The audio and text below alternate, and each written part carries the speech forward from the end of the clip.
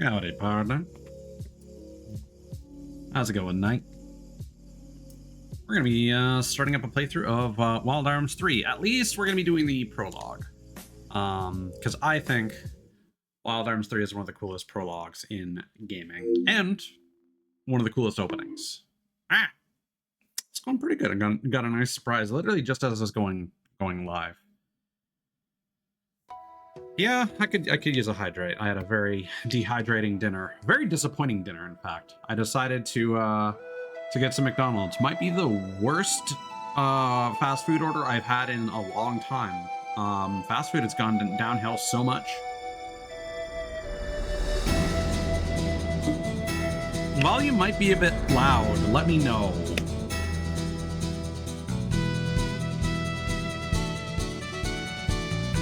Yeah, I decided to try. So, I feel like I forget. I don't know if you're Canadian. Okay, but there are a couple promos going on in Canada right now while I adjust the volume.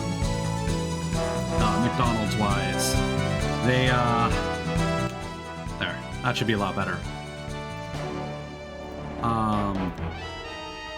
Gotcha. Yeah, I should be louder.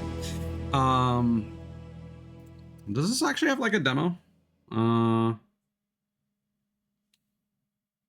a demo movie? Oh yeah. No music, just sound effects. Anyway.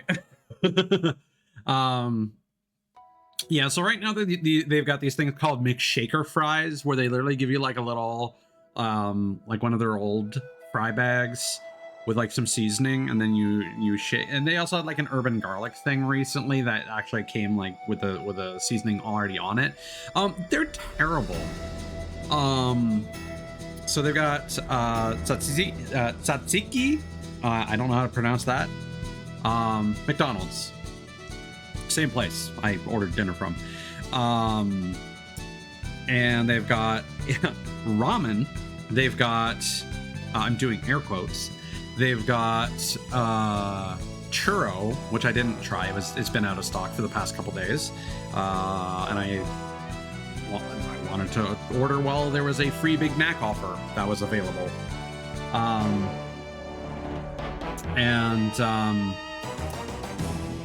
They've also got masala. So I ended up getting the ramen and masala flavors. The ramen is literally what it sounds like. It is basically ramen flavor powder that you are putting on your McDonald's French fries. It's not bad, but it's more salt than McDonald's fries need. They are already ideally salted. The masala flavor is possibly the worst Indian seasoning I've ever tried in my life. I do enjoy Indian food. Their spices are normally like the reason to consume their food. And it was terrible. It wasn't even like weak Indian seasoning, like fake. Like, no, it was the spices, just the ratios were all fucked up, and it was too much. And I decided to try their creamy parm and bacon burger, and they fucked that up too. I could not taste the creamy parmesan and black pepper sauce at all. There was no bacon, and the crispy onions that they showed in their images were just regular onions, just regular sliced white onions. And so, yeah, that was quite possibly the worst meal I've had from a fast food restaurant in the longest time. Like, holy shit. Peak disappointment. When are the Zoomers going to come up with an opposite of peak? We've got mid, we've got peak.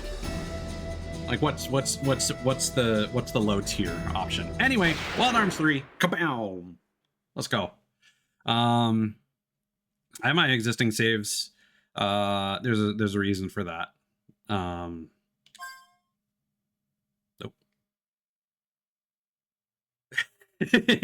Fair.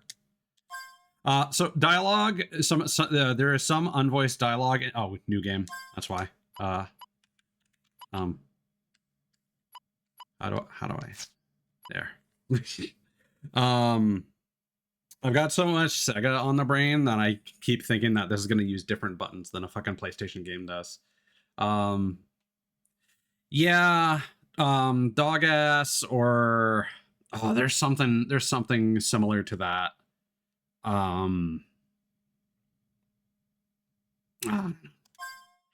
Anyway, some of the dialogue, there's like basically no voice acting in this, if any.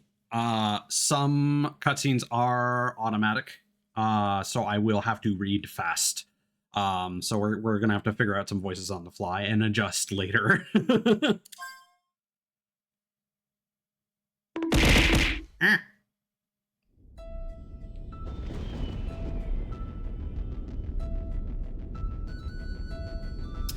It was a dark and stormy night.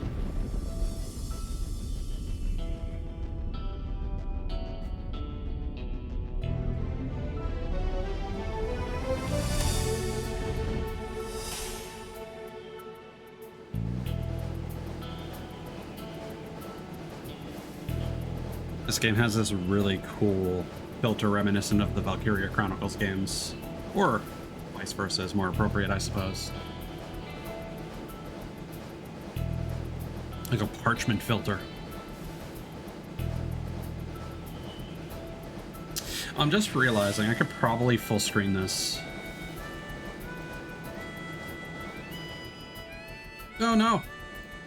Fuck. God damn it. Hold on. Let's restart. God damn it. Fuck. It's gonna annoy me later, so let's fix it now. Yes, girl in train. God damn it. I should just I should just leave that shit active all the time. Oh well.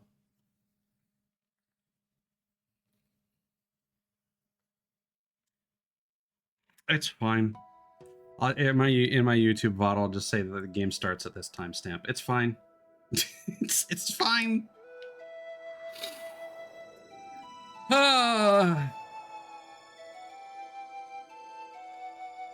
I'm also gonna have to remember that you have to press right on the touchpad for start for these PS2 classics.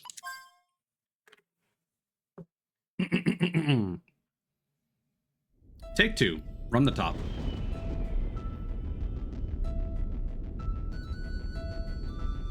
It was a dark and stormy night. Where have I heard that before? I don't know.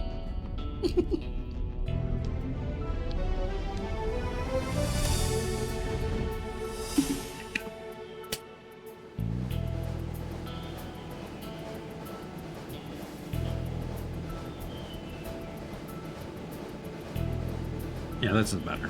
I might block a little bit of the screen, but it should be fine. No, I don't think that's the case. Good to us. It is definitely youngster UK stuff. But yes, that my dinner was most certainly minging. Absolutely minging.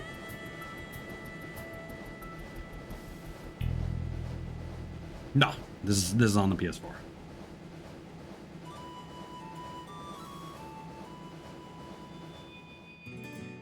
Yeah, basically.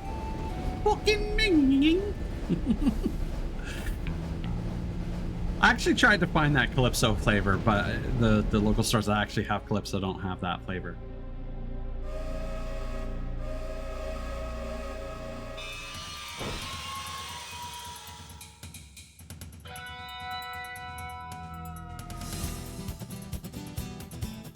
Attention all passengers, we are currently decelerating from our normal speed. Please remain seated for your safety.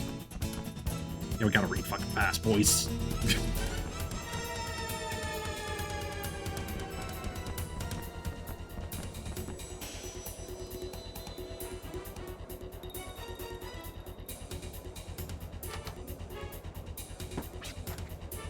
Ouch. I'm terribly sorry. Are you alright? I was in a rush and... Can you tell me what's going on? I'm not sure. I'm making the rounds to see what I can find out. Until then, please return to your cabin and remain seated. Hey, you can't go... Fuck! Thanks for the tip! So they don't expect you to read all that dialogue sometimes. That is intentional. That is impossible to read. Miss, please, this car's off limits. It's because there's something important in there, right? That is correct. That is precisely the reason why that car is off limits to all passengers. And if something were to happen, there's a good possibility it might happen in there, right? Meaning, look. No, this can't be happening. That's impossible. The fact of the matter is, I have the key to the car in my hand, see? Well, if that's true, then you have the key, then it's also already open. See, we take a look inside. We might find more behind the truth than we already know. Oh, this is difficult. This does not have a rewind feature like the PS1 games do. Thank goodness. Everything seems to be in order, but let me check the crate just in case. All the windows are boarded up. You sure are taking precautions. What exactly is in there, anyway?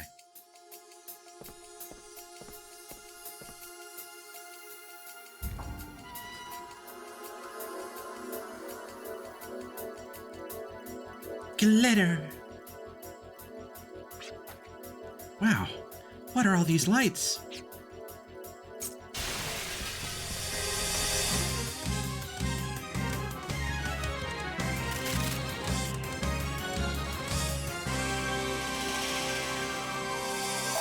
Choose a fucking character. Fucking coolest prologue ever. And I'm actually gonna go through this in the order that they recommend. Normally I have a particular order of my own favorites, but we're gonna start with the girl in first class. Difficulty 1 star out of 3. And her name is Virginia.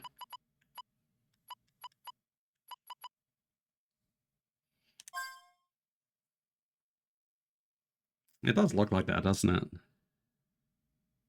2 weeks before the fateful encounter.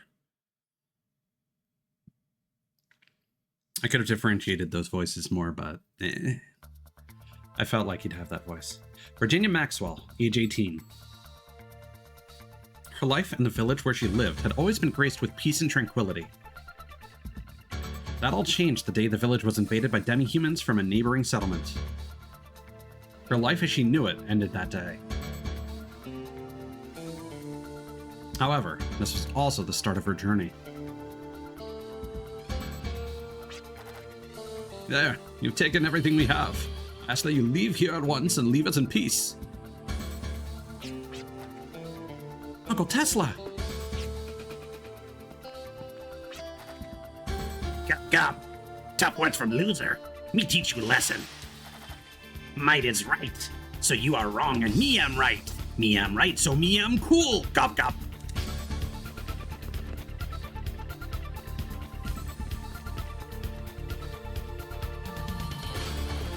Gop gop. Me am strong, so always hungry. So me come here for food. So that is rule, and me am cool. Gop gop.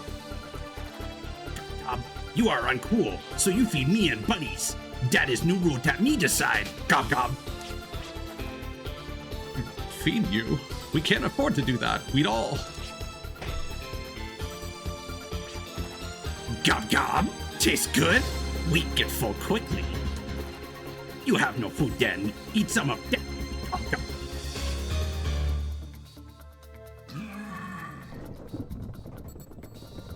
Thank you, noise suppression, for appreciating my goblin voice.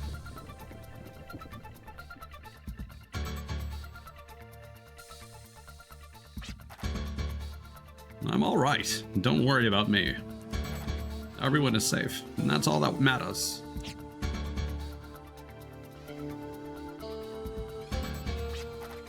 Virginia? Where's Virginia?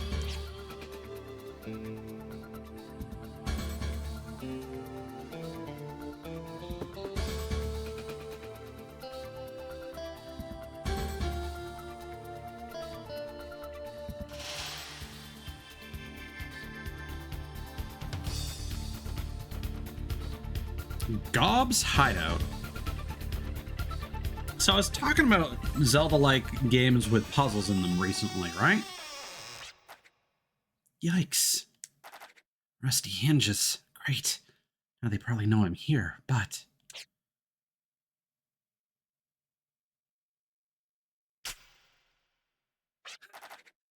There's no turning back now. I've got to push ahead and prove myself. It's time to fly. Yeah, so Wild Arms is a fucking puzzle-ass fucking Zordo fucking puzzle game. Adventure RPG. All that jazz. I can't turn back now. I've already started running. All I have to do now is flap my wings.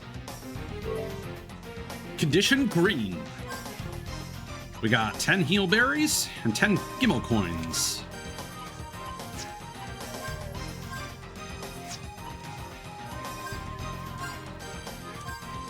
Got some beautiful artwork. I love the art style for this game. Our arm is the Rapier EZ, and we've also got the Bentarain 93R, so basically a Raffica. Or maybe that's the entire name of the weapon. Rapier. Was that supposed to be like A, like French? Rapier A Bentarain 93R?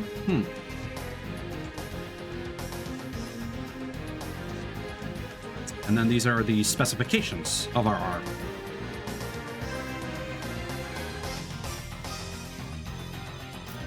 I forget what the crit rating here means, if that's like the damage multiplier. And BLT is bullet. Hit rate, I believe, is accuracy. And then shot, I think, is the damage rating. And then we've got... I forget what... So, RFX is reflex, aim is your accuracy. You know, obviously enough. MGR, I think, is magic resistance. Well, what is the name of the...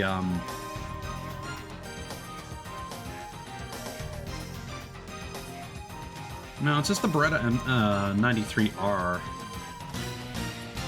Yeah, so I'm not really sure what the weapon name might be inspired by there.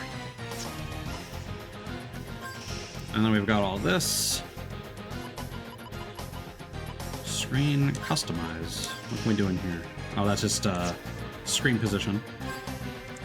And we might change cursor to memory, depending on how annoying that goes. Alright. And we've got basically Zelda, like classic Zelda style, like charge dashing. You cannot steer while you're dashing.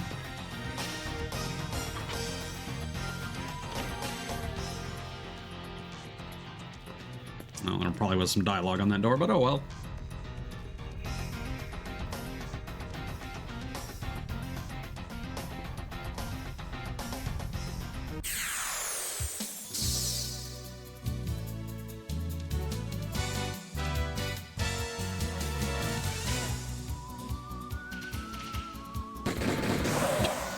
I love the crit animations in this.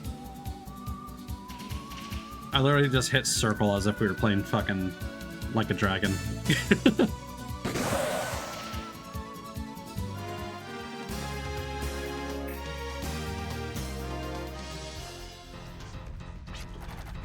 So this is what it's like to actually fight.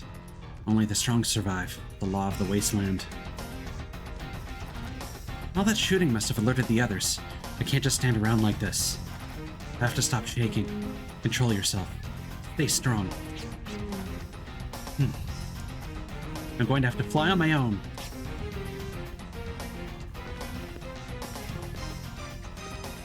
Let's go north.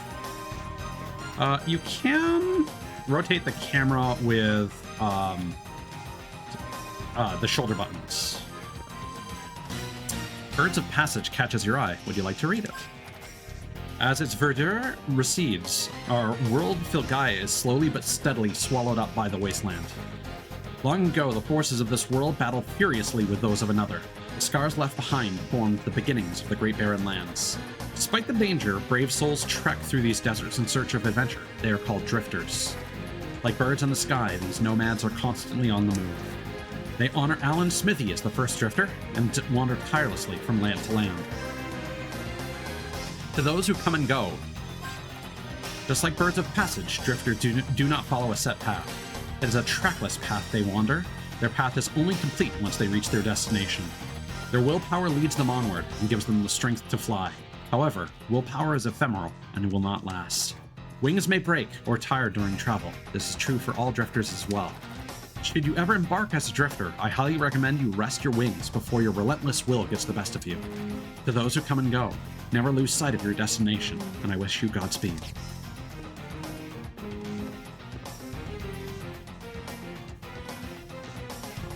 Till the sun sets. The estate and fortune I inherited from my ancestors have reached rock bottom during my watch. Just as the sun sets in the west, the Whately fortune will fall below the horizon. My family and my servants have left me, and here I am alone in this mansion, making note of how the Whately fortune has come to an end. I would like to dedicate this memoir to the next tenant of this mansion so that they do not make the same mistake I did. Do not let desire lead you astray. Lodolinsky's tip for reloading. Shots from an arm may land quicker than a sword, but everyone knows that without bullets, arms might as well be scrap. Remember to reload your arms after each and every battle. But what do you do if you empty your clip in the middle of a shootout? Don't panic. Keep your cool, protect yourself, and reload your arm. After all, brawling with your bare hands may be gutsy, but guts alone can't save you. Arms are automatically reloaded after each battle. When in battle, use the guard command to reload your arm. Also, fucking throw boxes! Whew!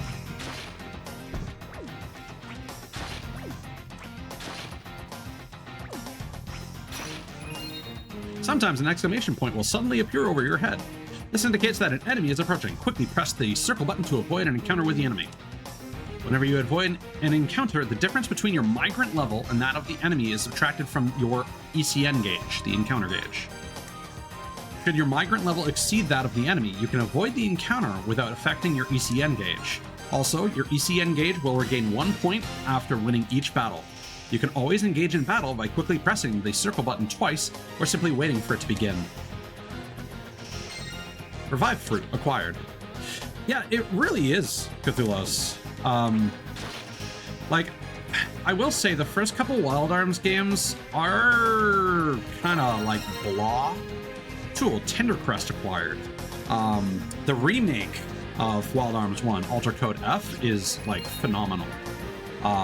Localization is terrible, unfortunately, because it's handled by like UFO Interactive or some like real random like third party like Eurojank publisher. And they didn't bother recording any of the voice acting that existed in the Japanese version. I think they also cut out the anime opening, or at least they didn't have the vocals from the original and they replaced it with a generic theme, very similar to the original release of Tales of Symphonia. Tool, Tindercrest. Press the square button to fling this highly flammable crest graph straight ahead. The Tindercrest can also be used to light candles and torches. Yeah, so already we got our first tool. I don't know if characters can switch between tools, but every character gets their own unique tool at least.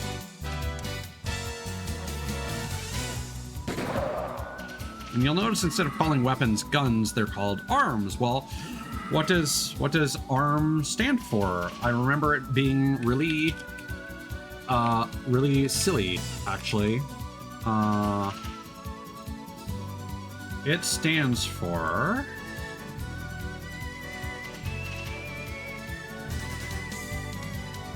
Okay, well, in different games, it has different meanings. Okay, that might actually be a spoiler, so let's not talk about that now. We'll get an answer later.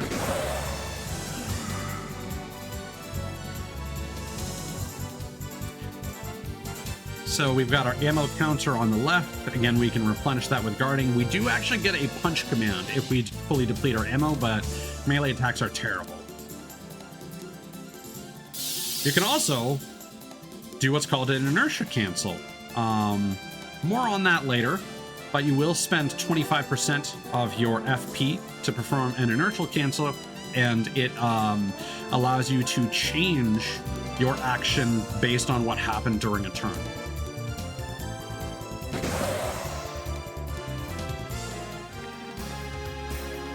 So most abilities in this game are governed not by an MP system, but a constantly recharging FP system, which stands for force points. Only one of the two torches is lit. Something doesn't seem right. Let there be light!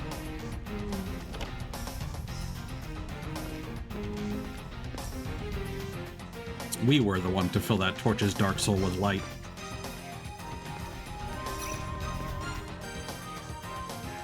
I completely forgot about the encounter gauge, honestly.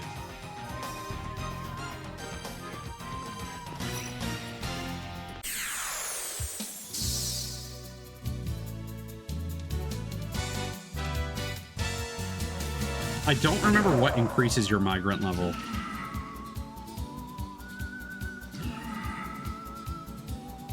I'll be honest, apart from Wild Arms 2, which I may as well just say I haven't really played, Wild Arms 3 is probably the one that I've played the least. So it's between that and Wild Arms 5.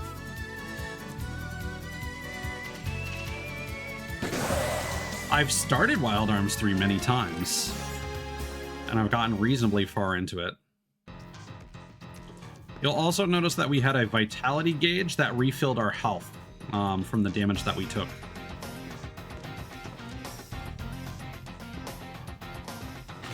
Whoop! Well, you must step lightly when crossing the rickety floor panels. Press the directional buttons or left analog stick while holding down the circle button to tiptoe. Okay, I thought I could actually, like, see them, but you kind of don't. And that's just a place to step down from later. Yeah, it's important to note that the camera is specifically directional, but you can just hold the button to keep rotating it.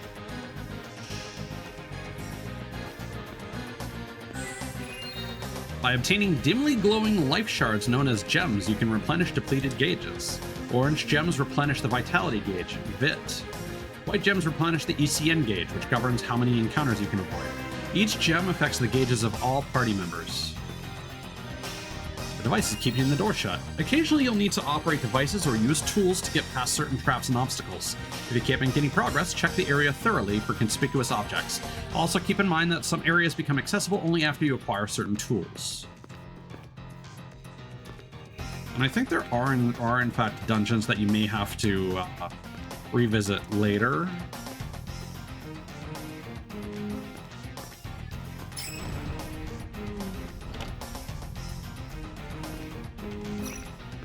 So, if my memory is correct, then there are probably multiple tools that you get later for different characters.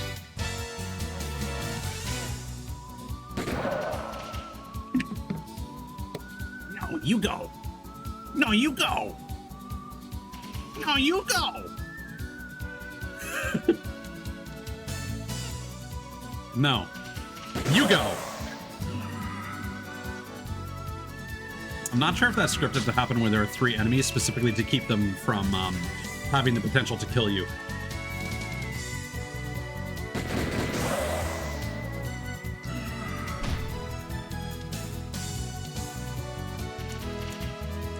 The crit animation for Virginia is cool, but because of the way it affects the animation, there's another character whose crits get really wild.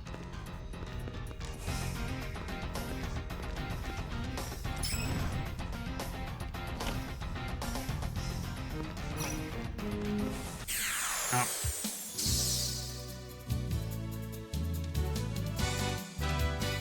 Can we one-shot him yet? Yeah, now we're cooking. I always say this when I play new JRPGs, there's always kind of a turning point to the early game.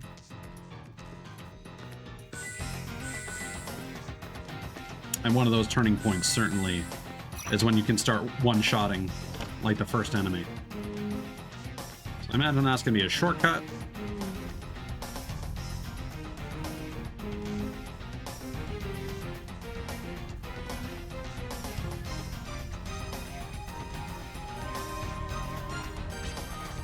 I'm not sure what it is, but I feel like there's something important here. Gotta keep a sharp eye out. Press the X button while holding down the R2 button to pinpoint important objects in sight. If the area contains multiple important objects, pressing the X button while holding the R2 button will toggle between them.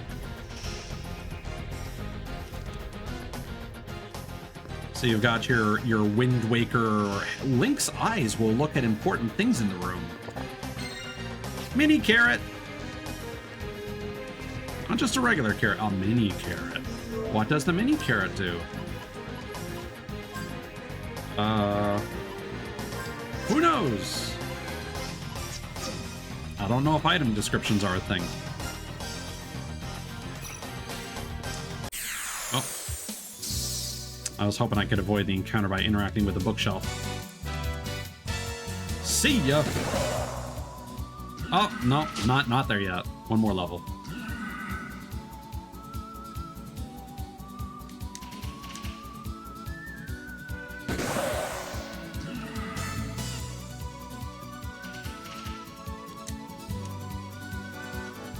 It's still wild to me that we've never really gotten another game like this.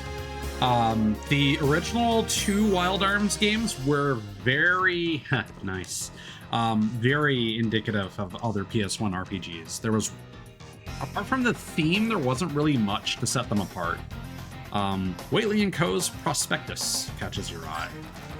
Here at Whately & Co., we began as a caravan specializing in grain.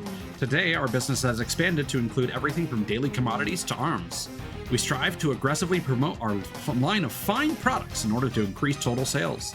This fiscal term, we have high expectations for our gross revenue, thanks to our timely acquisition of new market routes for fine arts and crafts. We at Whately are also committed to the promotion of archaeological discovery by exhibiting objects of cultural value, such as the statue we call Stone Wolf.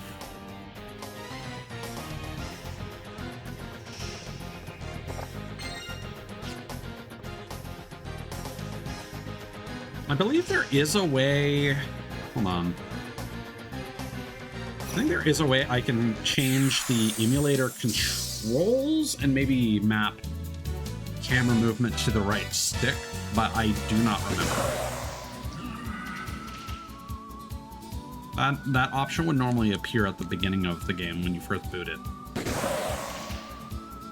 But I did not see it. Oh, right. Hold on. Triggers? No? Nope. Sticks? No, I mean, this is a PS2 game, so I mean, those buttons did exist. Confidence versus overconfidence. Once you have enough experience and are confident in your abilities as a drifter, it might be a good idea to set your battles to auto battle. Auto battle's quick and easy controls make it ideal for those on the run. But don't let it do all the work. Auto battle won't help you against powerful enemies because you'll need special tactics to defeat them. There's a fine line between confidence and overconfidence. Remember, every fight is different, so adjust accordingly.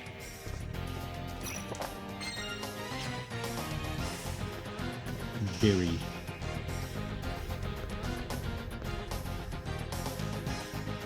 Okay, that door is still closed.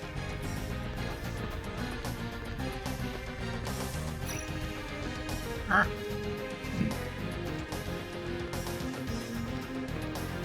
Now, being able to see before you get into a fight is always nice.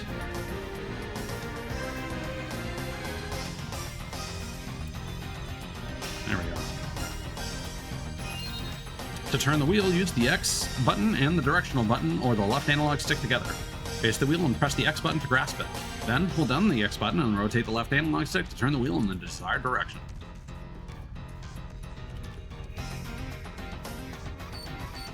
Huh? Hold on.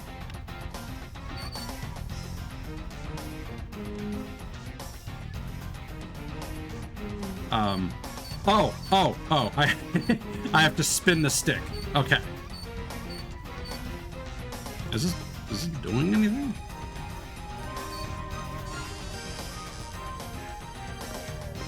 I was just pressing left or right. Hey, So the valuables they stole from us. So this is where they stashed everything. Also notice that the portraits change at the bottom right. I wish they were a bit more visible. That's one thing where the filter does kind of get in the way.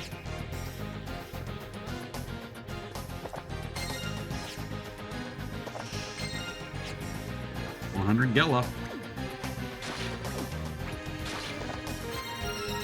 And then Gimel coins let you save the game anywhere you please. They also allow you to start a battle over from the beginning if you're ever defeated. Gimel coins are hard to come by, but are very handy for managing your playtime effectively. The ideal time to use a Gimel coin is when you find one in a treasure chest. Very modern style hint, honestly. Like Wild Arms 4 and 5 are both in another different style from this. So not even within its own franchise was there another game quite like Wild Arms. Well, I suppose Alter Code F is similar. It doesn't quite have the same flair in battle, and it doesn't have the visual style. And the Kickstarter one, Armed Fantasia, that's coming out from the original developers. It is definitely taking more inspiration from the first couple Wild Arms games. I hope they have a screen filter like this. Duplicator allows you to open magically sealed doors and treasure chests. Each duplicator will disappear after use. What's this? An old scrap of paper lies at the bottom of the chest where you found the duplicator. So duplicators are basically like one-time use skeleton keys. They basically like mold themselves to the keyhole, which is really cool. This photo that speaks of days gone by shadows her father dressed in a white lab coat. Her uncle once told her that her father was a scientist, but that's a side of him Virginia has never known.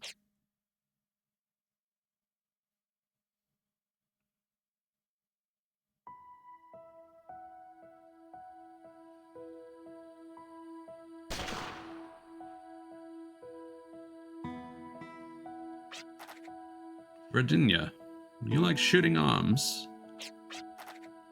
I like shooting with you, Daddy. You think I can shoot 2 arms at once like you? 2 at once? Well, that's gonna take some practice. Okay, I'll practice real hard. So teach me, okay, Daddy? Promise?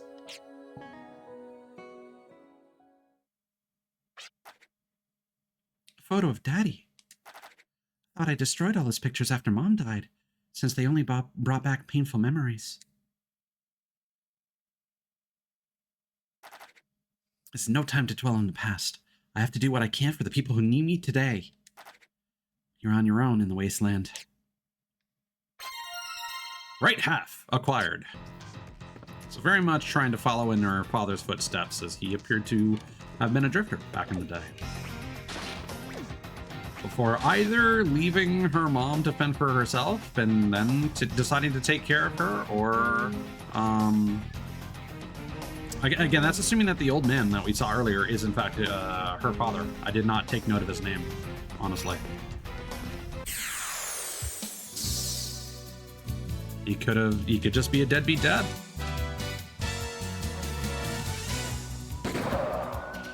But notice that she is crossing her arms and firing 2 revolvers. Very cool stance. It's basically like the tactical flashlight or tack knife from Call of Duty. She is using her other arm to stabilize her shot.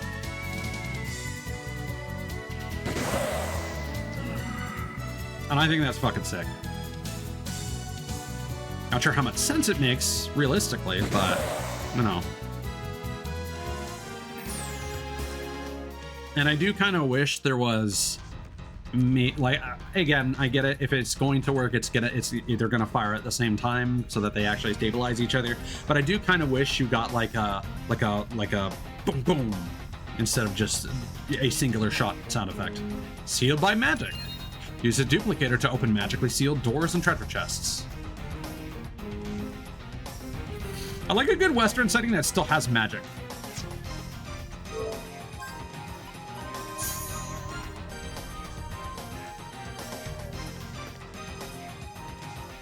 So I believe the main reason they recommend that you use the Gimmel coin now is that there's no fucking save point in here.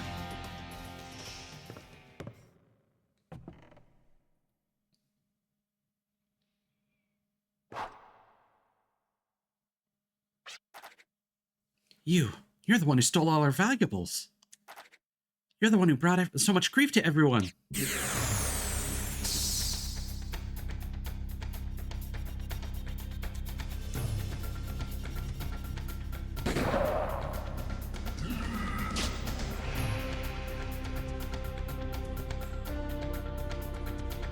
Yeah, just any JRPG that has the characters like running around like this or otherwise just active in battle in some way is always mwah, chef's kiss.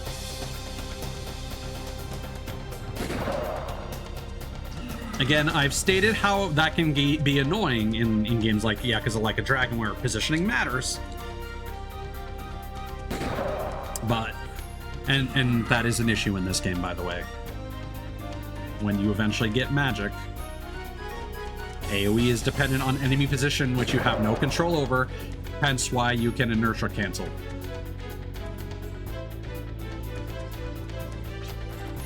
He's still on his feet? What now? I can't back down now. Come on, focus. Stop shaking. Your wings are strong. You gotta fly. Ah! I wish I could do that better. Expend FP to form Gatling, a special technique that can turn the tide of battle and completely fucking break the first game. The character will perform a string of consecutive attacks, which vary according to the amount of FP consumed. Notice how we have 100 FP all of a sudden. We're also empty. So let's demo melee. The business boot.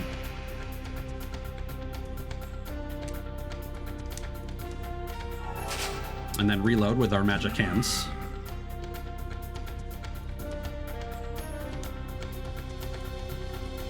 So we got Mystic, which we can't use yet. Oh no, that allows. Okay, Mystic allows you to take an item and apply it to your entire party for 25 FP, and that's always UI spoilers.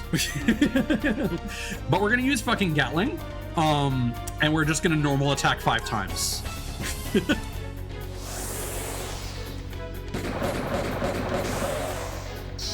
Yeah. And then explode like we're playing fucking Sparkster.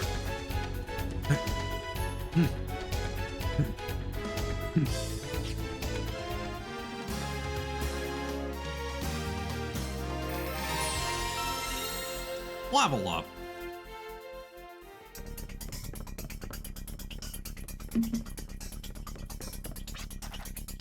Still coming? So many. I don't think I can do this on my own. Uncle Tesla. Aunt Schalt. Everyone. Daddy.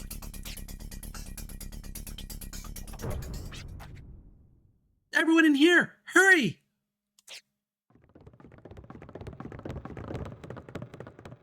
No, not a child. Our one weakness. Ooh. Fucking forgot that.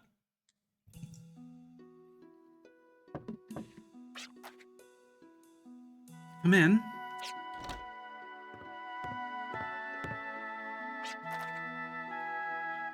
Did you rest well? How are you feeling? Much better, thank you. Sorry to worry you. It must have cost you so much trouble. Oh, don't worry about it. You know. Everyone's waiting downstairs. I all want to thank you for bringing back all our things. Uncle Tesla? Aunt Shant? Blech. Aunt Schalt? There's something I need to talk to you about. I want to become a drifter. My father disappeared into the wasteland, but one thing he taught me was the ability to handle arms.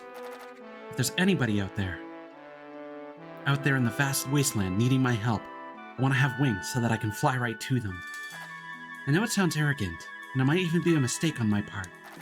Even during this last incident, wanted to help everyone, but in the end, I was the one who needed help. But even so, I can't turn away from this desire of wanting to help people. When something sad happens, its memory is engraved into the heart. Nobody wants to have sad memories, even I know that. So, if my arm is able to help even one person out of trouble. Dear. You've given this a lot of thought, haven't you? Unlike land, the open sky has no roads for you to follow. There's no one there to guide you. You must find your own destination and fly there with your strength alone. That's what it means to be a drifter in the wasteland. If you desire to help people, always make that your destination, and fly as far as your wings will take you. If you're ever too tired to fly against the winds, you'll always be welcome here. Besides, you're our family, and we are proud of you. I'm sure everyone feels the same way as well.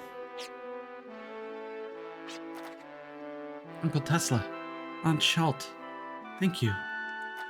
And I'm sorry. There's gotta be a name for this visual style, right? I just can't think of it. It's not quite watercolor? Patchwork? No. I've always believed that anyone who can say they're sorry from the bottom of their heart is both strong and brave.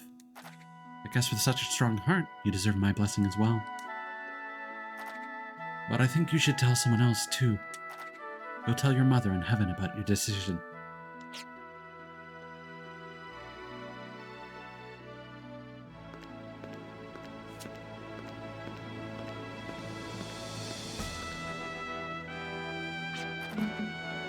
Mom used to love these flowers. I see them placed here sometimes, but who could be doing it?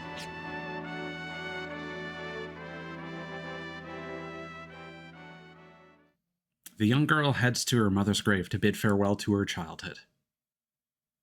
Her expertise in arms, taught by her father, bolsters her resolve. That is all she needed. That is all. Her dreams of seeing the world have become her strength and lifts her wings. But the path to the future is often a winding one. It tires some and leads many astray. Arms alone cannot overcome adversity, nor are they the only source of strength.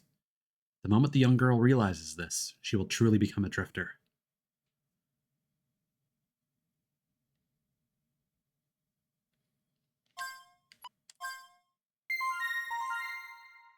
Prologue.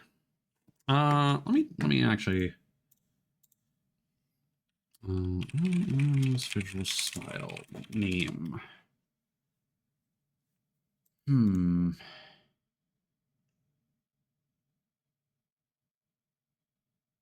apparently there are people who don't actually like the visual style. That's stupid.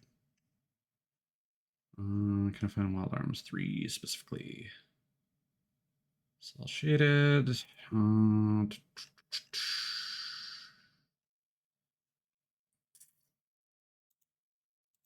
I feel like patchwork or sketchbook. I don't know. There's got to be a name for it. Character selection. Boy Who Broke In. Difficulty 2 out of 3. Jet.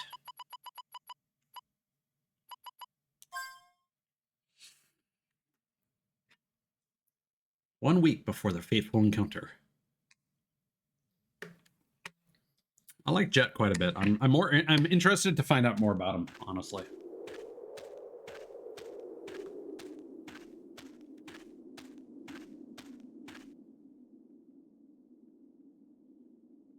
Jet Enduro, a drifter who makes a living as a treasure hunter. But that's not all. He is an outlaw willing to face danger. He won't hesitate to stoop low in order to earn his daily bread. Living for the moment, what is it that he truly seeks? Could the answer be found within these ruins?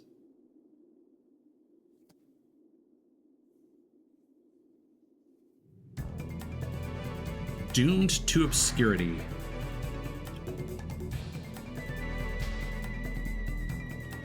And I don't have time to mess around. Gotta find that treasure to make a living. We got a boomerang. All right. So Jet, we've got the Airget Lamb BV2. Higher crit rating, lower magazine, higher accuracy and shot, which again I believe is strength. But yeah, basically the thing about Gatling in the first game is so you could customize your arms. I don't know if that's a thing in this or not. That figures. It's locked. Might as well search the area. One of the best strategies for that game is to take the protagonist main weapon, which is the one that you can customize, and basically just increase accuracy a bit, magazine capacity a fuck ton, and then power a bit up to kind of a soft cap, so that you can kind of maximize.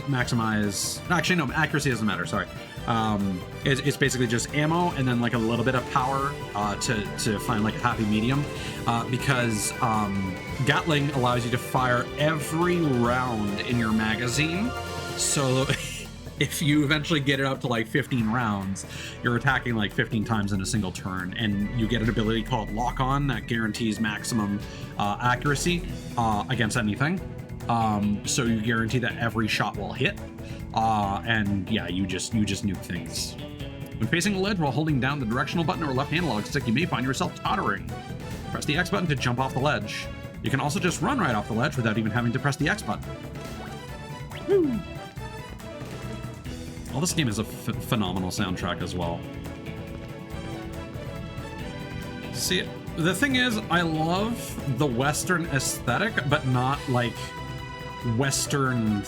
traditional Western things. So like thinking about like VTuber design and stuff like that, like if everything could be like Wild Arms, I'd be happy. But like actual Westerns and stuff like that, I'm not super into. I suppose I could say the same for pirates as well, because it's really just Sea of Thieves for me. But I do enjoy sailing, riding horses, and being a fucking gun trick otaku. Not my jam, however. You call this a barricade? A kid could break through this. Tool, boomerang. Press the square button to fling the boomerang. Be used to activate switches from afar. Actually, I've been ignoring Star Rail. I ended up watching the cinematic trailer for Boot Hill, the cowboy bounty hunter that they added recently. God, he's like a zoomer who granny swears.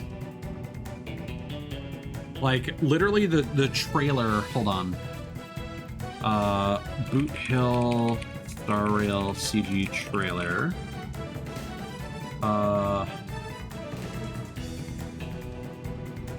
Yeah, so instead of motherfucking, he says muddle fudging, and like he constantly granny swears throughout the trailer, and then he's and he also says stuff like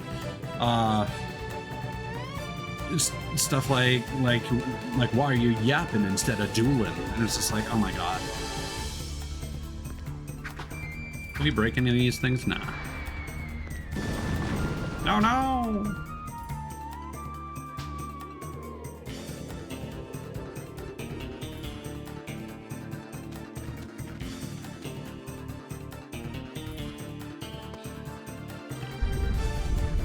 Looks like we're in a race for the treasure.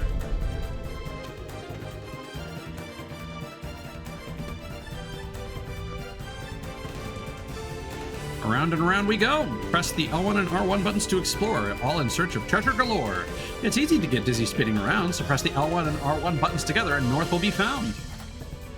Graffiti. What is this place? A playground? I realize I'm probably making him sound older than he is, but I'm kind of happy with the voice I'm doing so far. Whoop. Whee. I feel like Jet is one of those characters that's going to have a lot of character development. I know a little bit about his story later on, but I got not much. Oh, one thing I don't like. Here, hold on. Can I invert the camera movement?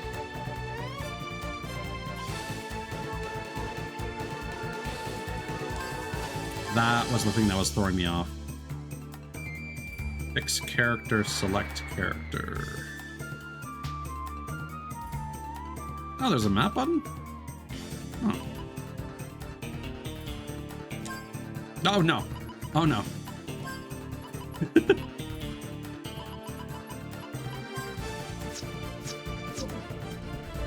That is better for my brain.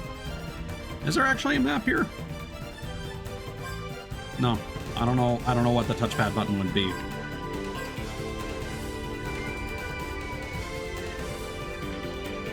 Okay, now I need to retrain my brain because I've already been playing for a little bit. There we go.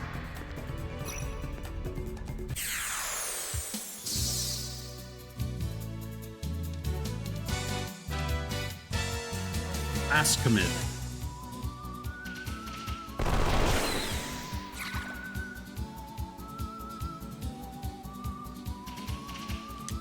So can we actually get a look at his character model? He's got a very unusual weapon, and I'm not really sure what it's supposed to be. I guess it's supposed to be an assault rifle, but it has like a cylinder as if it's like a revolver still.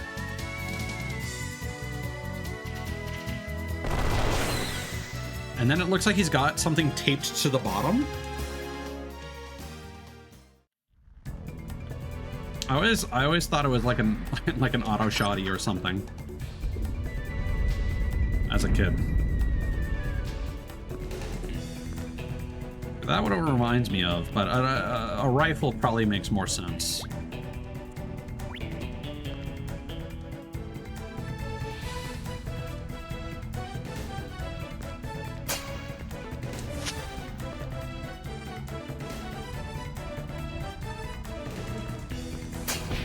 Wow! Traps and status ailments such as poison can hurt you even outside of combat. Damage inflicted from poison or traps cannot lower your HP to 0, so you need not fear death when walking around. Be careful, however, since starting a battle with low HP can be hazardous to your health. What the? Let's split the spears, huh? I feel like there's maybe something you can get for finishing this without hitting any traps, but oh well. Who the? Just ignore them. Got bigger fish to fry.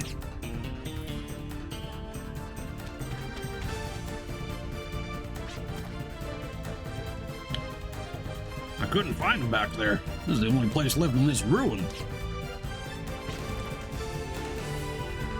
The lock to the entrance was already picked by the time we got here. Looks like Pike got here one step ahead of us. Sounds like the person who picked the lock is causing quite a scene.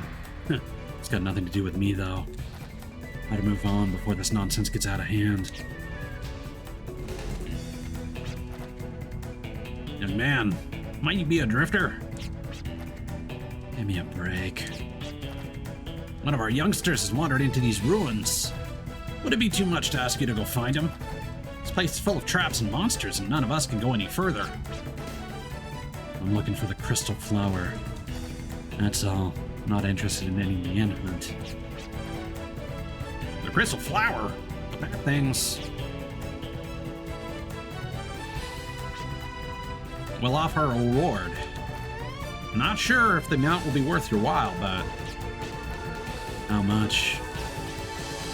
200. That amount isn't even worth my time to negotiate. Sorry, but find yourself a good Samaritan. But...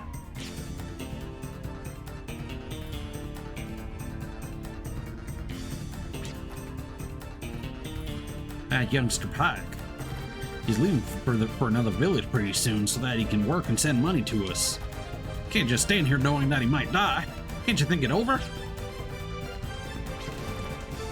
Many drifters have explored this ruin, but nevertheless it's still dangerous.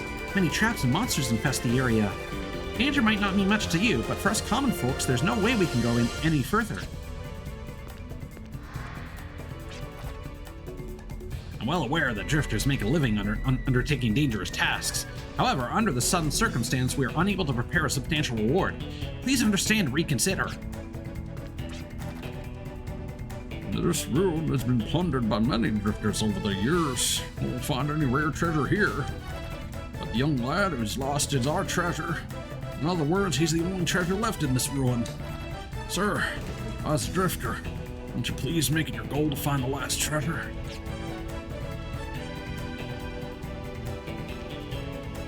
Large coffin made of stone. Could it have belonged to an ancient king? The contents seem to have been stolen ages ago. No matter how powerful you were in life, you can't take it with you.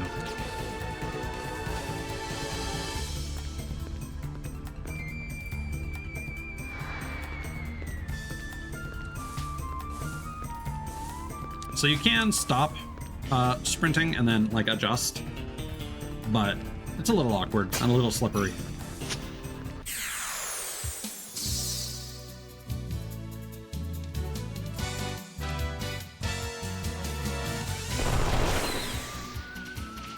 Yeah, so he has a 6-hit attack.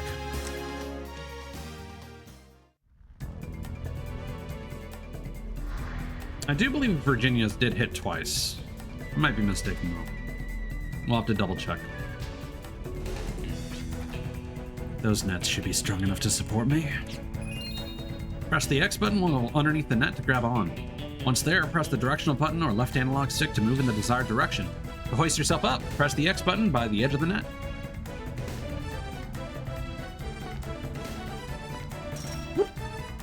Alley-oop.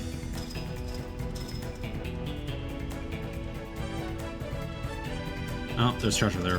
Whee! Mini carrot! We need to check what that does. Whee!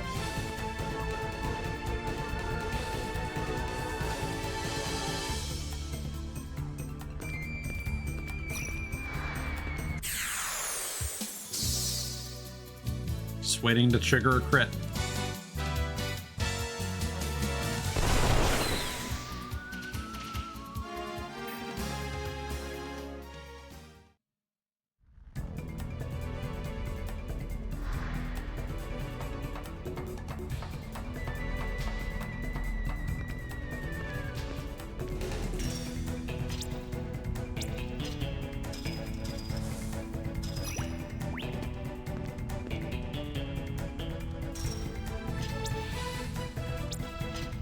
I honestly don't know if the earlier games had quite, specifically the PS1 original versions of the first two Wild Arms games. I don't know if they had quite as much of this puzzly platformy stuff. The later games certainly did, as did Alter Code F.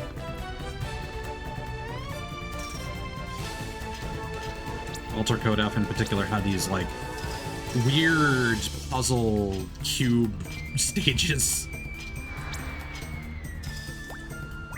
There were a whole bunch of like really extreme things, like again getting every character to level 99 to unlock these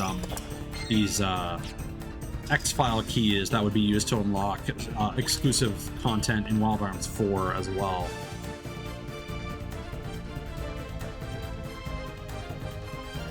This is a series that really stopped existing after the PS2, and like most of its games were on it.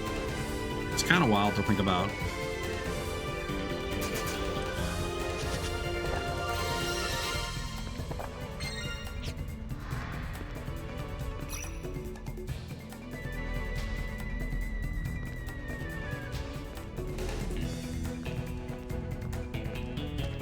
It's a really good animation. You scared me. I thought you were a monster. Nah, I ain't here to hurt you either. I have other plans. I'm not so sure my source is reliable. Wait, are you a drifter? Were you hired to find me and take me back? Now you're here a little too early, you know. So you're the one everyone's making a fuss about. Don't worry, I have no intention at all to take you back against your will. I'm just here for the treasure.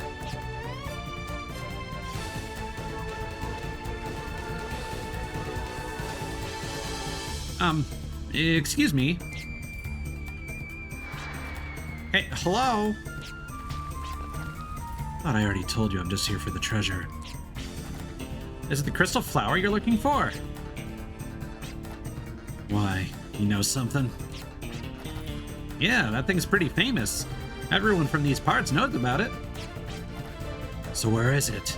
Tell me everything you know. Well, I have no idea where it is now, but... Where it is now? What do you mean by that? Well, like I said, the legend of the crystal flower is really famous. I think it was just the other day that a drifted girl came here and took it. Damn, someone beat me to it. Maybe I was just duped by my informant. That's too bad. I hear there's nothing worthwhile left in these ruins. And everyone says this ruin is unstable. So if there isn't anything here for you, it's best that you leave now. And let me ask you, what are you doing here if you know how dangerous this place is? I'm here looking for treasure, just like you. But this is a treasure only I know about.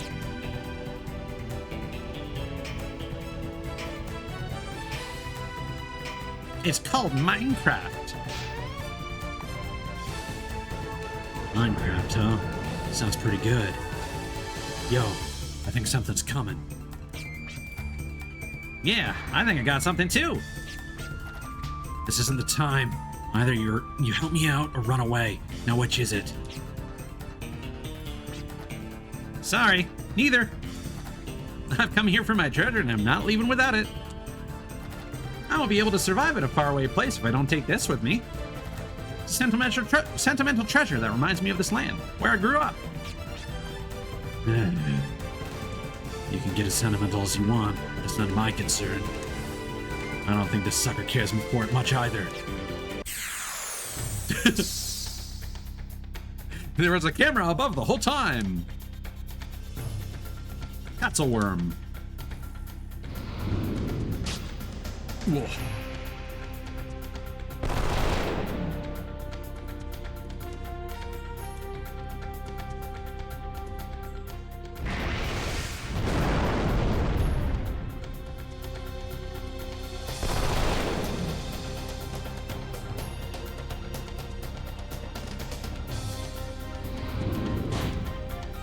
I do like the boss theme.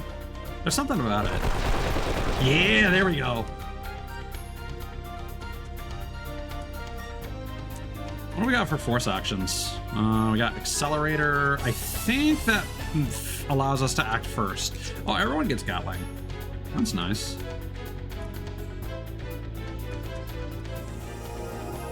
Oh, God.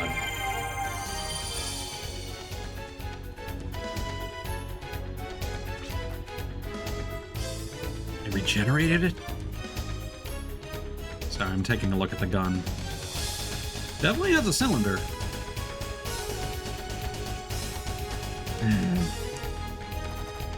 Fine. This time I'm gonna make you eat bullets before you get the chance to heal. Jet can use the force ability Accelerator by expending 25 FP. Accelerator raises your metabolism temporarily, allowing you to act first.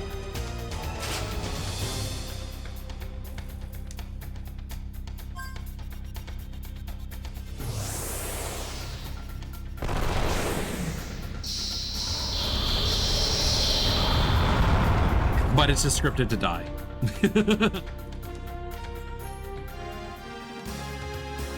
Dragon fossil.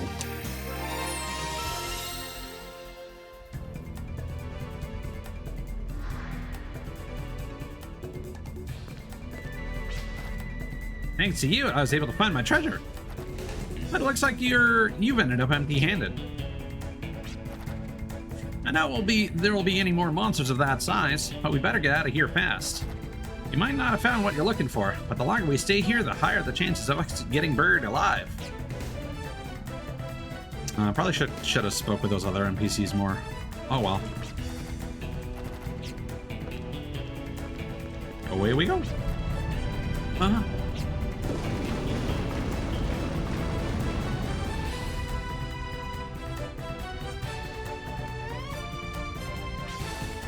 Damn it. All this trouble, and yet I'm getting nothing out of it.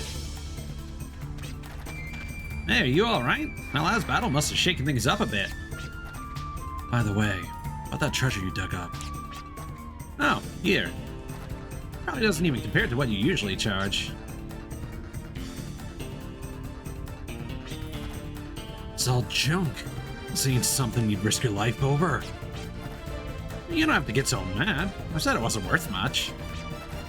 These are all toys from my childhood. They're my fond memories of growing up here.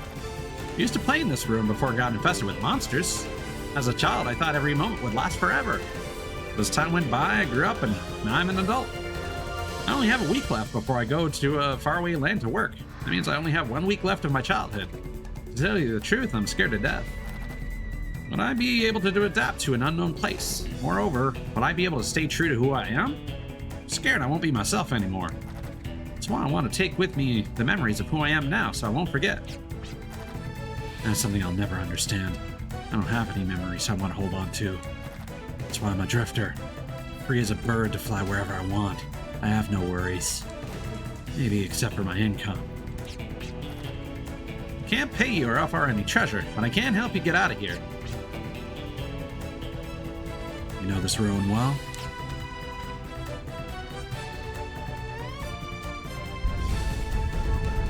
Oh, I haven't really been looking.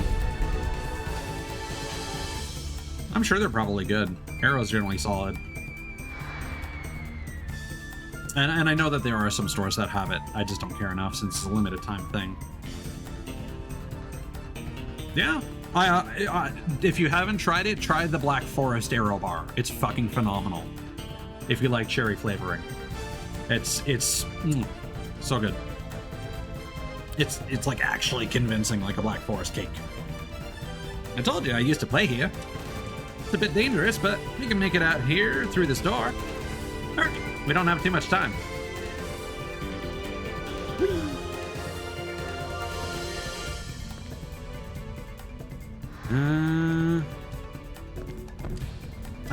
Yes, we cannot simply...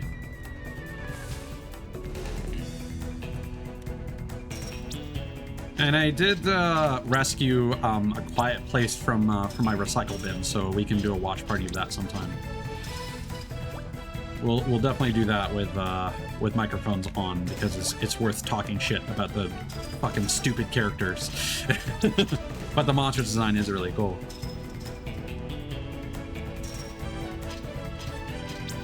A Quiet Place 1 and 2. Someone, it was either Indigo or Spectral who recommended that after we watched Pontypool back in the day.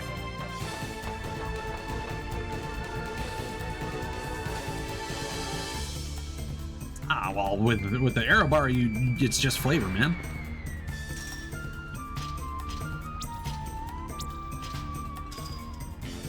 If you like a dark chocolate with like some cherry, almost like cherry liqueur flavor, I mean that's what it reminds me of. Was that the correct move?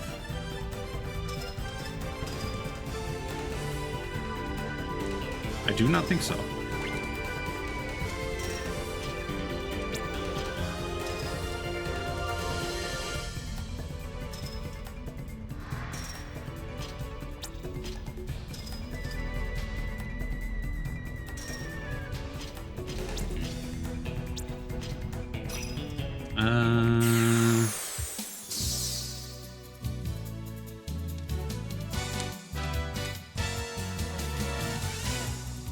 Oh, I know what I'm doing wrong.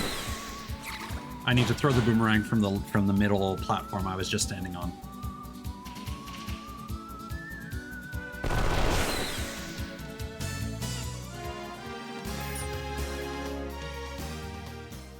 Not traversal skills, but puzzle skills, yes. So Jet has a boomerang versus Virginia's talisman. Are you okay?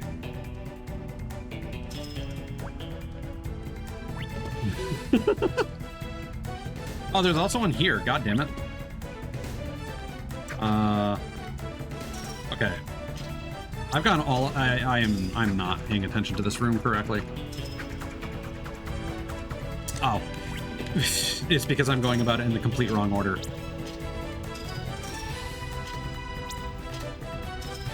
How embarrassing.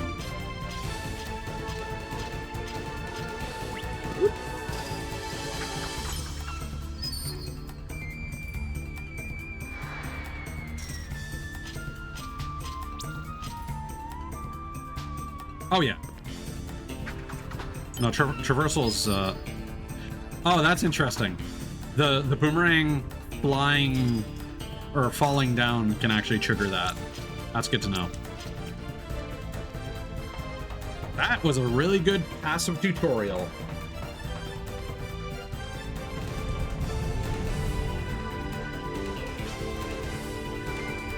Yeah, you can change characters for different tools, but you don't have to change characters for movement, thankfully, because that would be a little annoying. Good. Sounds like it settled down. Wouldn't do me any good if I died here, even if I did find my memories. Just like this ruin, don't memories eventually crumble and fade away? Why is he so passionate about it? But we have no time to waste. Come on, let's hurry. My ticket will be useless if I miss the train. You're taking a train? Didn't know there was a station around here. There isn't. The closest station from here would probably take me about 5 days on foot.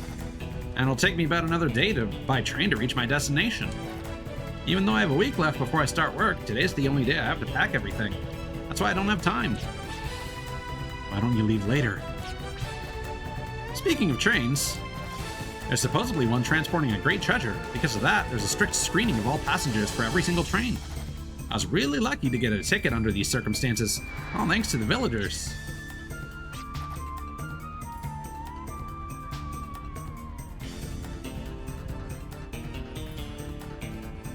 I've played up to a certain point. I would say I've maybe gotten about a quarter of the way through it, maybe. I feel like my estimate is probably lowballing it, or highballing it. Well, gotta get out of here first. Yeah, that's right.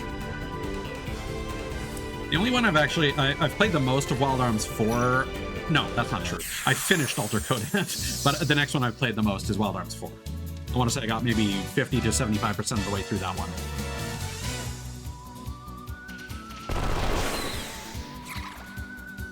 Not the hard touch.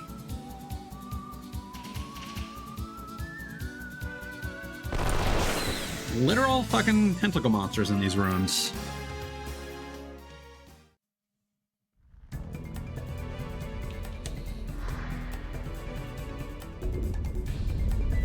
Nah, he just jumped in our pocket, clearly. All right. I don't know what I would have done if the device was broken. Looks like we'll make it out okay. The store leads to the main hall. We're almost there. Good. By the way, can you tell me more about that train in detail? The one transporting the treasure?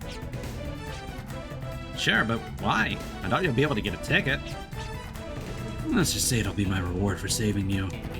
Don't worry about the ticket. I'll think of something. Okay, deal. I'll tell you more once we make it out. But seriously, thanks a lot. Never imagined I'd be able to experience something so exciting on my last day here. This is a memory we'll share forever.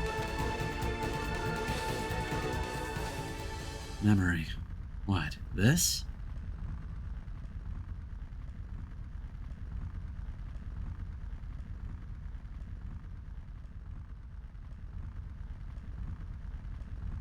X button? Yes.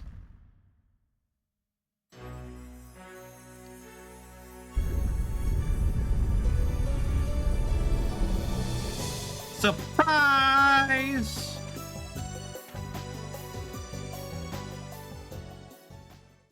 Afterwards, Jet looked into the train that the train Pike talked about.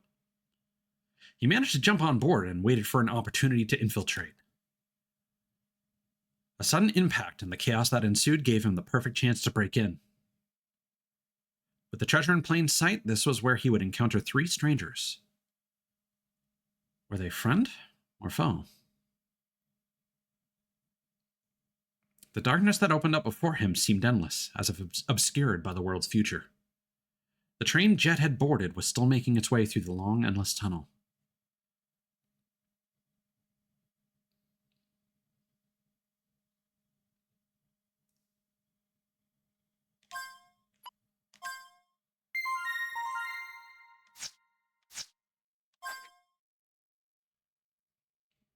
Ah, interesting. This is actually the order I would usually play it through. Okay. If I'm not mistaken, the guy on the far right is also difficulty 2, which is a little weird. A Drifter Guardsman, difficulty 3. Clive.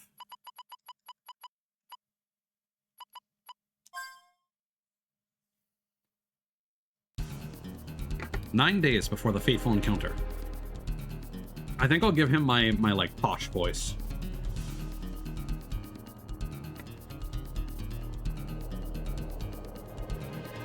Clive Winslet, age 30. He is about to embark on a mission considered most deadly of all drifter trades: eradicating a monster. These drifters are accustomed to risking their lives to face danger.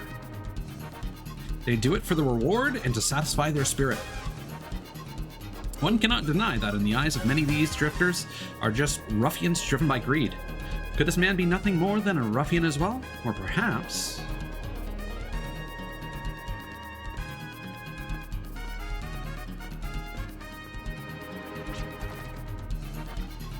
This is an assignment I alone have accepted. I shall take it from here. Listen, Clive. I know you have quite a reputation as a drifter, but it was your first time in these caverns. You'll need me as your guide. You've heard of the buddy system, right? They always say 2 heads are better than 1.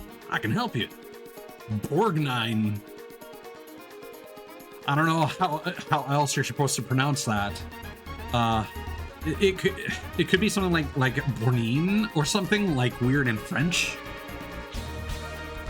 Yes, well, I appreciate your concern, but my mission is to exterminate the keeper of these caverns and protect the residents of the village. I believe that was the deal. Yes, but what does that have to do with me? In other words, you are one of the residents that I must protect. And as you mentioned, this is indeed my first time venturing into these caverns. As a result, I would not be able to ensure your safety if you accompany me. Please, there's no need to worry. I shall complete my assignment and return promptly to accept my bounty. He seems confident enough, but going in there all alone? Doesn't he realize this cavern's called?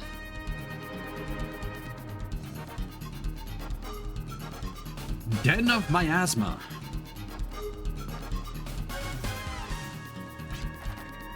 Clive, I can't let you go in there without at least doing what I can. This healberry has the ability to restore HP. It's quite precious. You're the one who needs it now.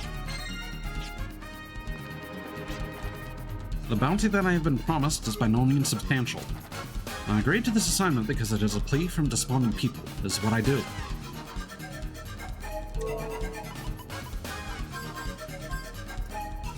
There he is. That's a fucking cool pose.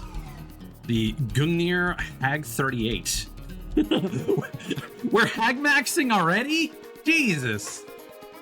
All right, he's got a 4 times crit rate, only 2 rounds, and high accuracy and damage. He is a sniper. Also, this BGM is fucking phenomenal. Listen to that. That's swell. We also got bombs. Proper Bomberman bombs. It's not right unless you enunciate the second B. That Bomberman.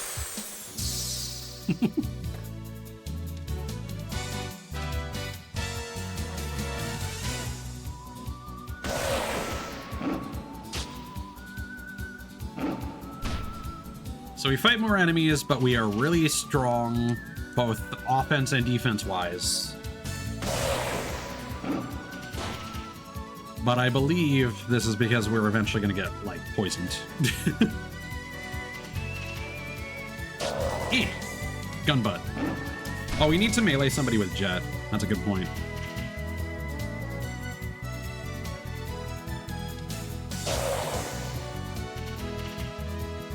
Kind of missed our opportunity for that because the boss was doing actually some pretty significant damage and I didn't want to risk it.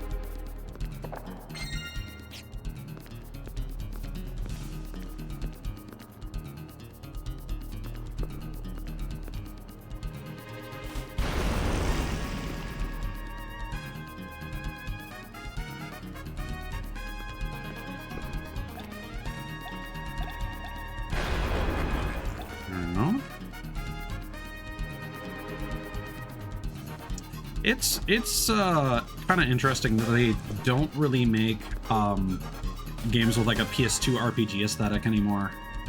You think that at least one person would try to make like a Wild Arms knockoff, you know? The bad feeling these are going to cause an AoE. Oh, okay, we can shut it down for like a second. Got some revive fruit, but it's like, Whomst is going to use this. Now that I think about it, we got revive fruits from other characters too. The thought didn't cross my mind until now. It would have been cool if this game had temporary party members. That's something that I feel games should do more. It's always kind of cool. Oh, fuck. Ugh. Must exterminate these in order to advance. That's for the encounter gauge. We don't need it. I'm gonna be upset if it tells me later that, hey, to upgrade your migrant level, you need to collect those white crystals. I assume it's based on story progress.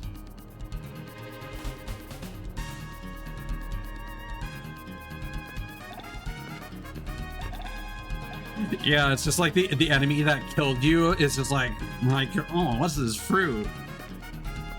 We'll roast up the body, like fucking goblins being like doing the old cartoon like roast pig thing where they put the apple in the mouth, but they do that with a revived fruit and the character they just come alive, fucking like buck ass naked on like on a rotisserie, and then a fight starts.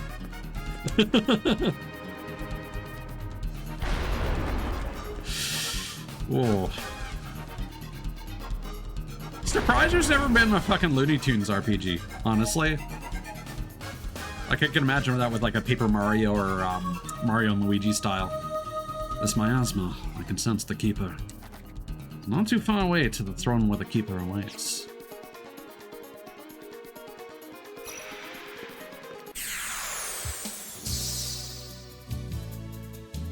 Yeah.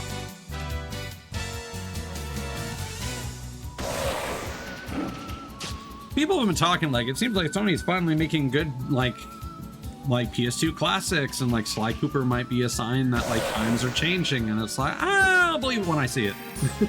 Both Sony and Microsoft have been making the worst decisions lately.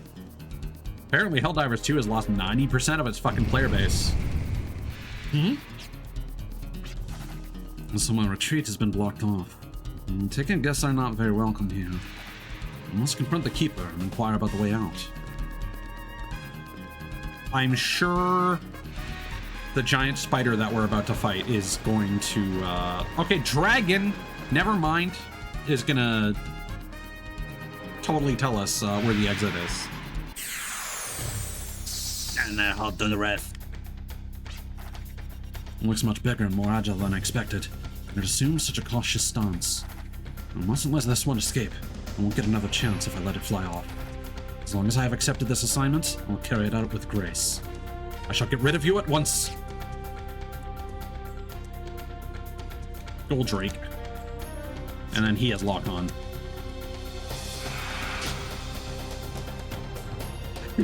Yeah, well, I mean, there were webs. What do you want me to say, Ida? How you doing, man?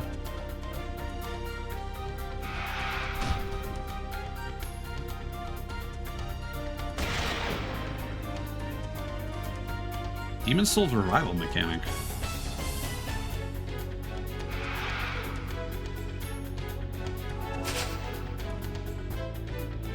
Was there a revival mechanic for that? Or are you just saying that would be apropos for Demon Souls?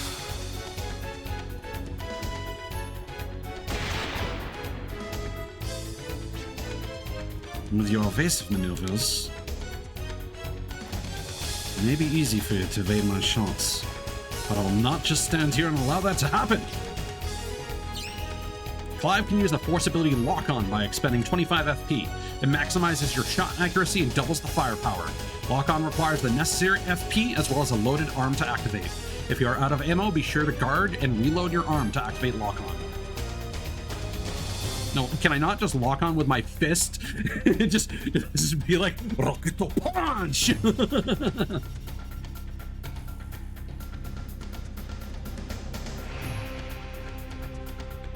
Oh, that's interesting, you know, and exciting.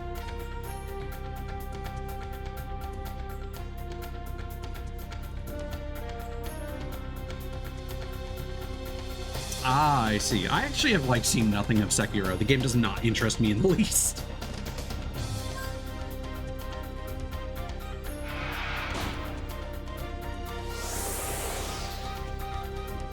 But I have been thinking like, how the fuck do invasions even work in Elden Ring? I don't think I've ever been invaded in that game. But I also never walk around with the blessings active, so that's probably why. That's probably what you need to do. I possess the ability to track my prey's trail. I can foresee its slightest move. Hmm? Can't fucking see the future though. How could I be so careless? I could have easily prepared if only I predicted the source of this miasma to be the monster. No, stop.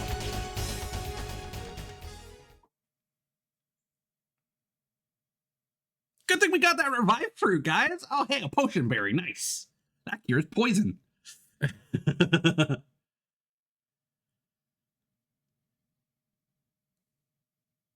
I mean, I don't know how, I'm not familiar with any PvP tabletop RPGs, so that's news to me that those are a thing. And I would assume that they would just retrofit it somehow.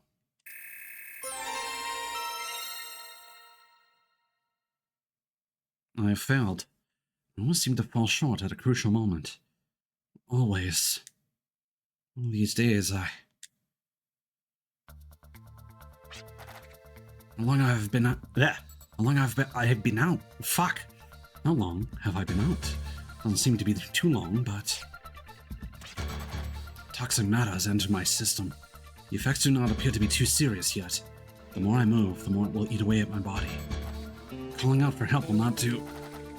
It may be quite a risk, but the wise choice would be to head back to the entrance rather than wait here until help arrives.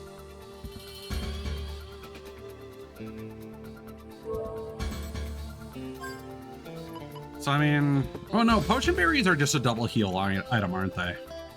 Yeah, whatever. Fuck it, we ball! That's not where we want to go. And it does show the HP number.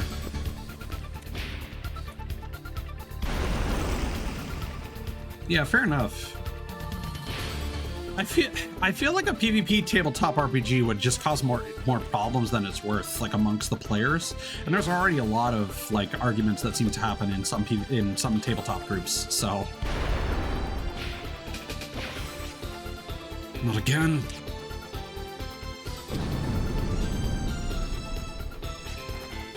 I can understand if I were an intruder, but to impede someone who's trying to leave must have really been a rude guest.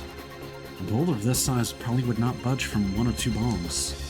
Perhaps placing a number of bombs in succession may work. Okay, I wasn't able to place any for some reason. I don't know. Could not tell you, Cthulhu's. And there's no save points here unless I expend a Gibble coin, so we're not going to test that. But hey, we no longer take damage from the enemies. So it's, like I said, it's all about just getting poisoned.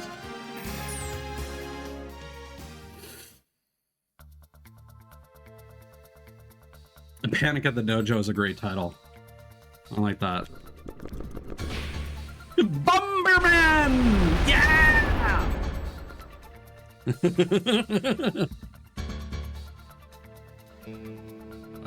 That's just encounter gauge stuff. We were here before. Yes. Okay, the blue ones go away permanently. So it'll be faster to escape this way. I think. That's pretty cool.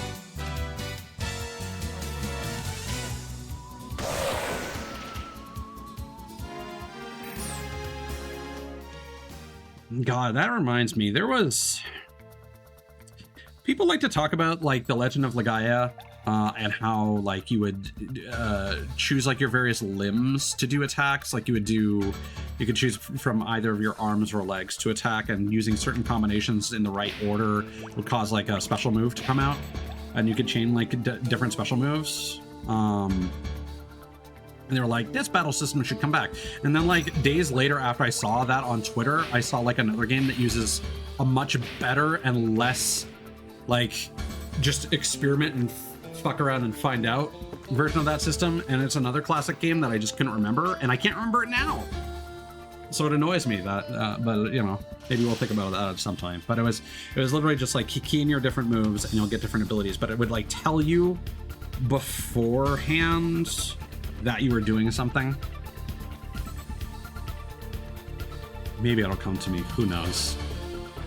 Good heavens. You all right? What a fever. What happened to you in there?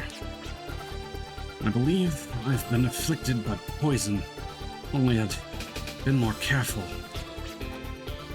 What about the monster? It took to the sky and... Okay, understood. We'll take care of the rest, so... Hey, hang in there. You're gonna be all right.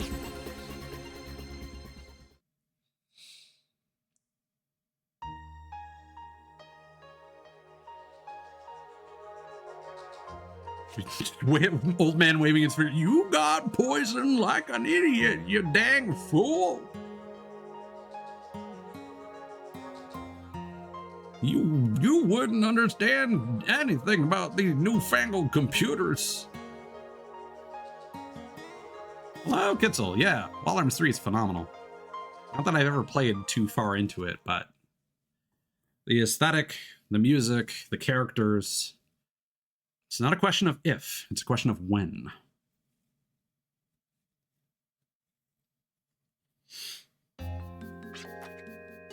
Oh, you're awake. Hold on a minute. I'll go make something.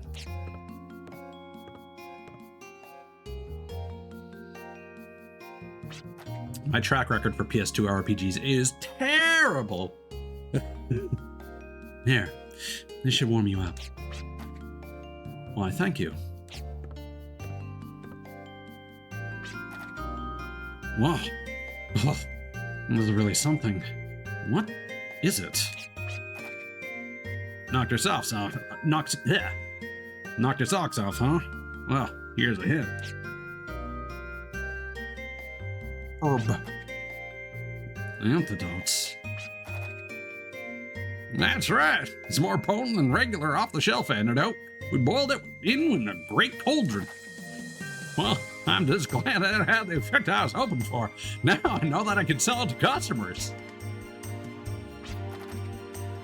Of course, I almost broke my back hauling you out of that cave where the monster got you. But all's well that ends well, right? Now I can get on with our lives. The monster in the cave. That's right. The monster. What became of it? Oh boy. Like in the prologue or like later on? What's that supposed to mean? You chased it away, didn't you? While you were recovering, the men grouped together and marched to the cave to look for the beast, but it was gone. And all they could find was his lair, deep in the bowels of the cavern. No trace of the monster were found. And what did they do with the lair? Well, they torched it, of course. We don't want the thing coming back, do we? They torched it? Yep. Now the monster's toast, right? All I did was hurt the monster and chase it from the cave. But inevitably it will want to nurse its wounds in the safety of its lair. And if that is gone, then certainly... it will come and take revenge on those who destroyed its home. Your village and all who live here are in danger. Where do you think you're going? You need more rest. I accepted this assignment. That's why I must see it through to its completion. I'd never forgive myself if I gave up on my clients. Very unprofessional. And here, take this.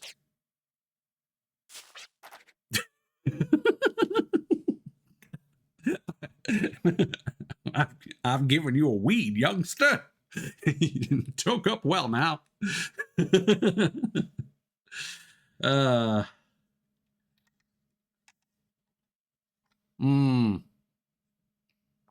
Yeah. I mean, if you ever end up getting a PS4 or a PS5, you can. This is actually a digital version that I'm running on the PS4. So you know, that's an option. Monster's poisonous, right? Think it'll come in handy. Antidote. Okay, so yeah, potion berries are just double heals. I'm sure it will.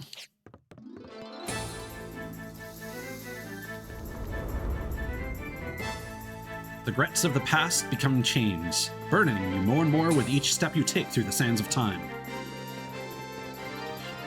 Through knowledge of oneself, one can live without regret. I have you now! And just one arm that fucking sniper rifle. That's how that works.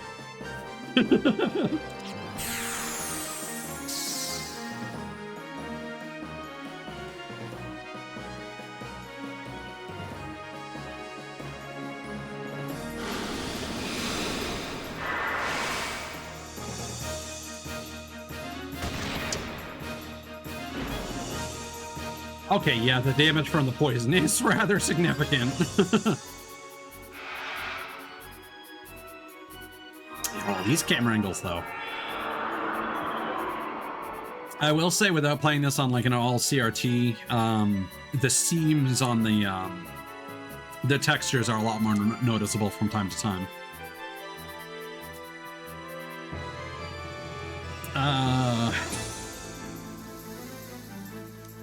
Does guarding give me FP? Yes, it does. Just one.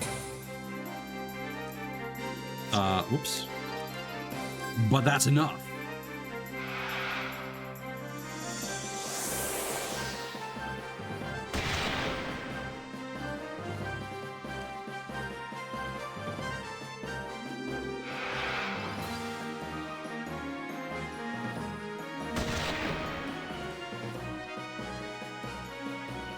It's interesting how much FP dodging gives you compared to actually guarding.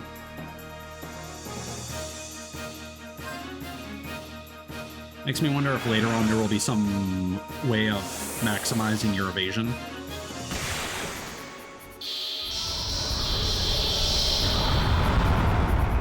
Yeah, if you're fighting something that's poisonous, it should explode on death. I agree with that. I think that's a good vibe.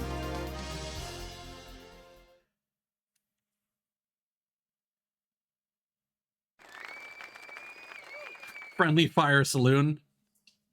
Peak name. Clive aspired to be a bounty hunter and drifter. But he always earned more than just a reward. He gave his clients peace, and in return they gave him confidence. At times he might stop and rest his wings, but no drifter ever stopped drifting. Clive's next mission was to watch over an artifact on board the Transcontinental Railroad. But he wasn't alone. Opportunists were a dime a dozen. No one knew how many were on the train or where it was headed. After all, some journeys only start at the last stop. Also, that's a really good line.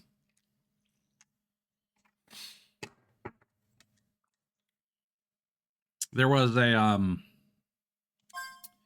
there's like a YouTube cartoon about like gnome wizards or something, and there's an inn in that called the Bust Right Inn, and I think that's a good one too. But yeah, the Friendly Fire Saloon, that's a good one. A Suspicious Intruder. Difficulty 2. Gallows. Cool name, my least favorite character. And I have no idea what the fuck voice I'm gonna give him. 5 days before the fateful encounter.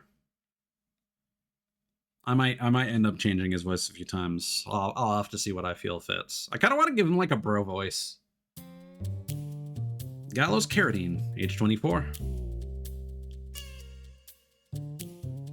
He has turned his back on his lineage and destiny, and recently took to the wasteland as a drifter. Yearning to escape his fate, he harnesses his inherent strength so that he may live freely. However, he's yet to realize the true meaning of his actions. Little does he know that it is his very lineage and destiny that gives him such strength. The newspaper says Fargaya Times, that's the Japanese version. I'll be darned, that's true. Sacred artifact of Baskar. Well, do I want to give him a Western? He's supposed to be native, and I can't. There's no fucking way I can do that, man. Yeah, I'm gonna go with the bro voice. I just impulsively that southern voice. What are you feeling? Southern or bro?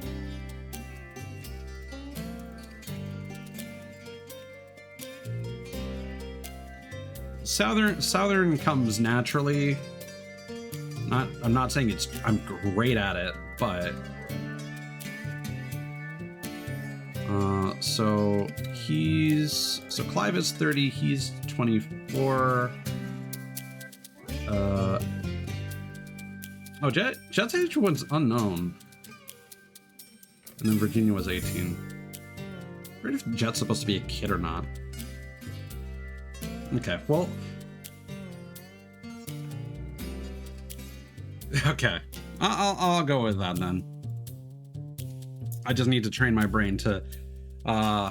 Let's actually read some of this text before it disappears. I actually appreciate the fact that you can read it, although it's probably from the Japanese version. But like again, the stuff on the right. Okay, mysterious roaming, raiding drifters throughout wastelands. When the dashing blah blah appears, he offers something of healing and blah. But it is then gone.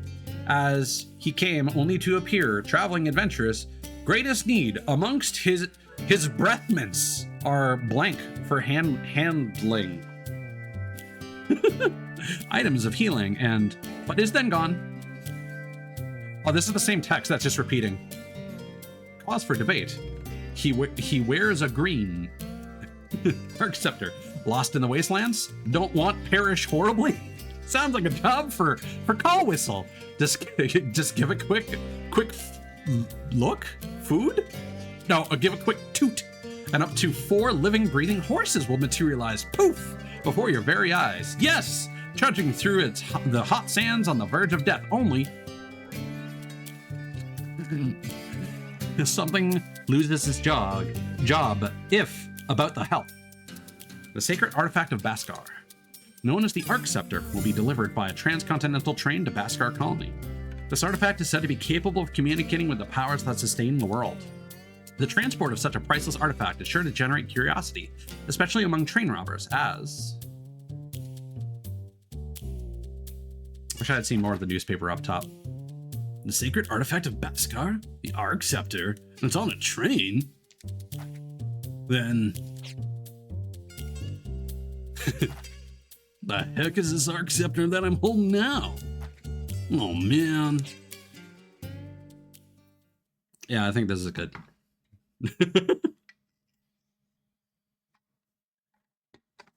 3 months earlier. Because, yeah, you think you're getting, like, closer and closer to the train, but... Surprise! But Gallo's story is the most important to the overall narrative. Are you really going, brother? Heck yeah. Those of priestly lineage must enter the priesthood, right? Well, not me. What the heck do I have to follow some stale old tradition? I'm gonna live freely. That was a weird pronunciation. I'm gonna live freely. No one's gonna tell me what to do. Well, you don't have to take the sacred artifact of Baskar with you. The sacred artifact, Arc Scepter. It enables us to control and communicate with the powers that sustain the world. Pretty darn amazing. If I could make use of that thing, then I'll have nothing to fear in the wasteland. But even if things don't work out, I can always sell it and live off the money for a while. What's even greater would be to see Granny's jaw drop. I do not understand you at all, but I do accept your decision. However, I will neither help you nor intervene in your affair. That's my kid, brother. just the answer I wanted to hear. You take after me. You're so quick-witted. By the way, where's that slow-witted granny of ours? I have not seen her since this morning. Perhaps she's at the altar, or... Don't tell me the Southern Sanctuary. Oh, man. Talk about bad timing. Just when I was about to head off there. Not good for nothing, Granny. That's not a nice thing to say. Anyway, your decision still stands? Of course. Shall I augur your future with my dream sight, brother? You would like to know it, wouldn't you? Nah, no thanks. It's almost guaranteed that my future will be bright. It'd spoil the fun if I knew how good it was going to be. Brother! It's not like I'll ever see you again. Relax. I'll be back with stories about what I see and experience on Phil Gaia, so wipe that frown off your face. Okay, please take care. Yeah, I'm happy with it. And this little guy. Beep. Hello. Save your game? Torin. This is where I should probably do a very stereotypical race voice, but I'm not going to. I'm going to withhold from the temptation of the streamer bit.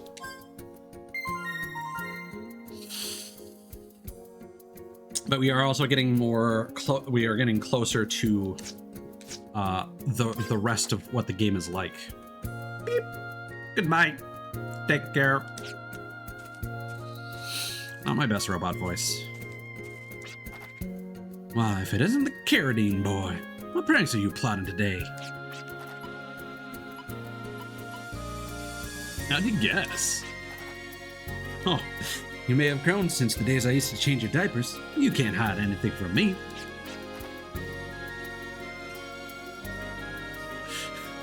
Hey, that's gross. Maybe. But you haven't changed a bit. You're still crawling around looking for fun. Am I right? Am I still such a kid? Yes, you are. But I mean it in a good way. You're not like me. I'm old and tired. You kids still have hopes and dreams, and stop at nothing to achieve them. Here, take this, and spend it all in one place.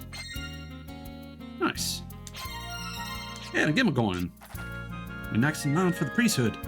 You'll be working so much harder without your brother's help. Shane's doing all he can so that you can follow your dreams. Chicken.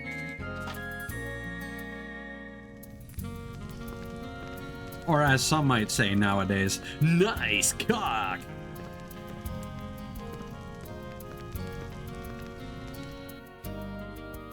can't wait until the third Sonic movie comes out and people start using AI Keanu Reeves' voice to do the nice cock meme. I feel like there's got to be some things to investigate in the environment here. I don't actually know.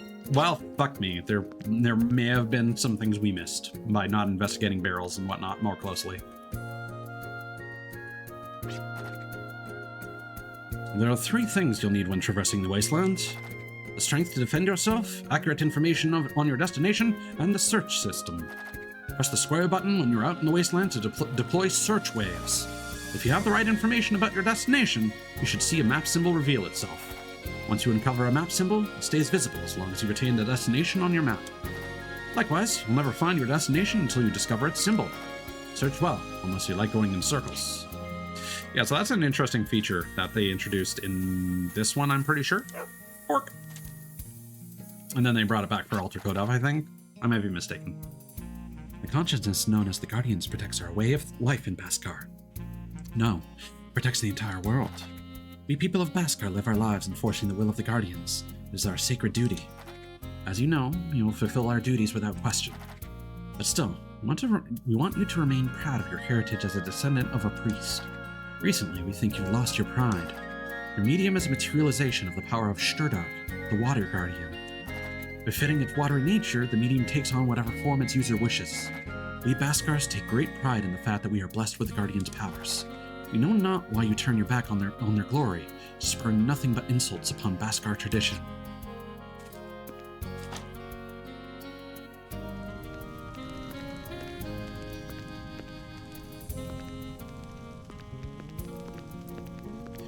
You know, not the biggest fan of the fact that the run button and the interact button are the same, but you know, it is what it is. Our history of as Baskars is intertwined with the history of this world. Well, you're from a priestly family, so you know all about that, right? Huh? Give me a hint so I can remember. A long, long time ago, our ancestors waged a terrible war, which claimed the lives of many. Soon the blade of conflict wounded the very life of the planet, and nearly pushed it to extinction. They say the ancestors soon grew weary of war and cursed their own stupidity, but the blade they had set in motion went on cutting down huge swaths of life.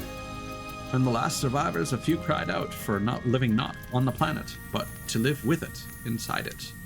They believed in the power that sustains the world, and that the life of demi-humans who communicated with the planet was the way to connect with the planet's life. Their followers sought refuge from the material world and formed our village to live in nature. But look at you! What ghetto did you crawl out of? Your ancestors roll in their graves! Damn harsh.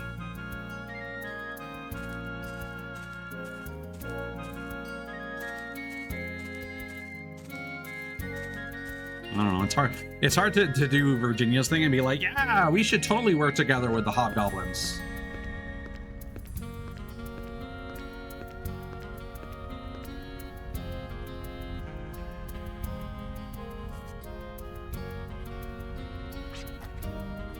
So, I see you're back visiting the altar.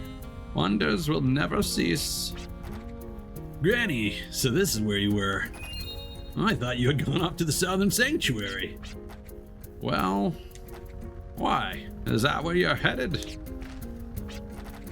No, not at all. Why would I want to go there? I was looking for you, Granny. I see. So what is it? One look at your bright smile made me forget what I was going to ask. I'll come back once I remember.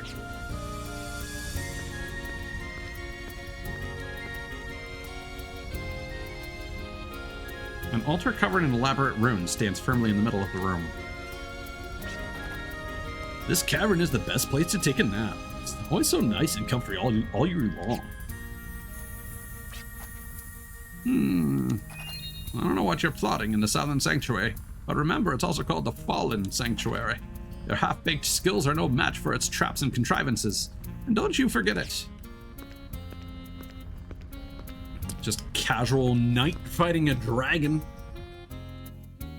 in this Western game, as you do. Oh yeah, I forgot. There's Gallows. He's got a shotgun. Low accuracy, high damage, low magazine, 4 crit rate. Coyote M17F mod. And he's got an Aqua Wisp in his first slot.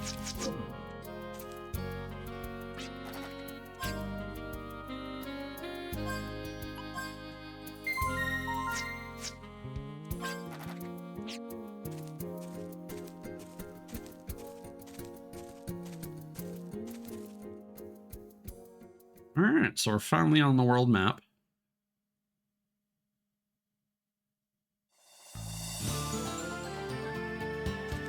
I will admit, I forget where it told us to look.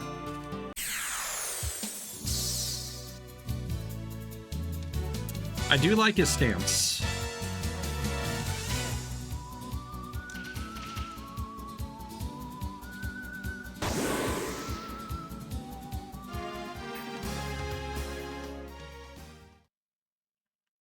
I feel like the voice that I'm giving Gallows is will make me like him better as a character in retrospect. If that makes any sense. Because I'm kind of recontextualizing him in my head.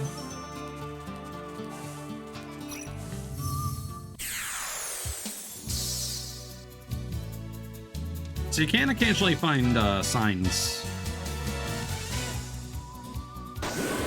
with the search function. And so his attack hits 7 times.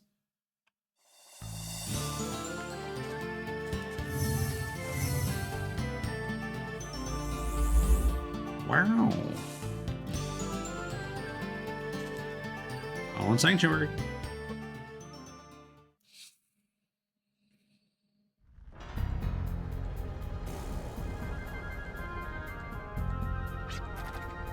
All right, get ready, Arcceptor, because here I come. Got the power of Arcana in my medium. As long as I've got that, no ordinary monster here can stand up to me.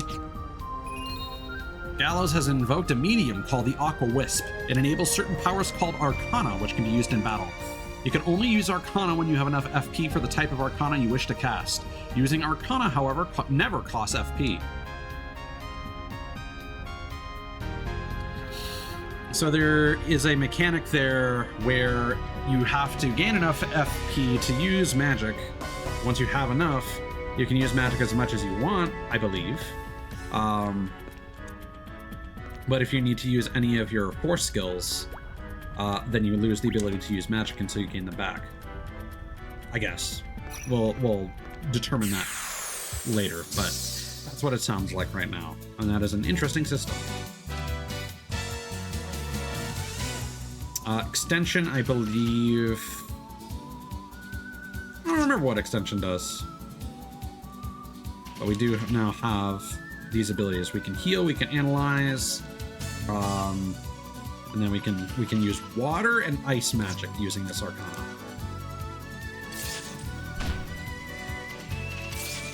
Oh, extension, I believe, allows your magic to affect multiple enemies. So now we can use pressure. I remember pressure being a really cool skill. At least conceptually. Yeah, surrounds them in water and then crushes them.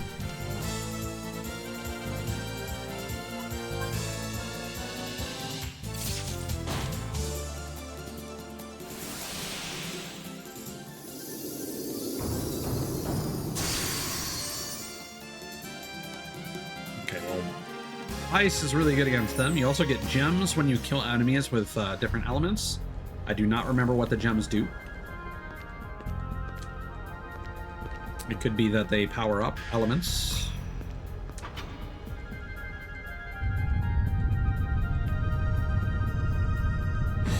Or they might be single-use spells? I forget. I don't remember what the Dragon Falls is all about.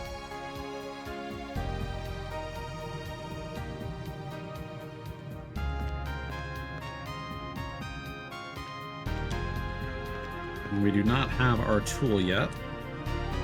The monolith is decorated with runes symbolizing Moor Gulf, the Guardian of Fire.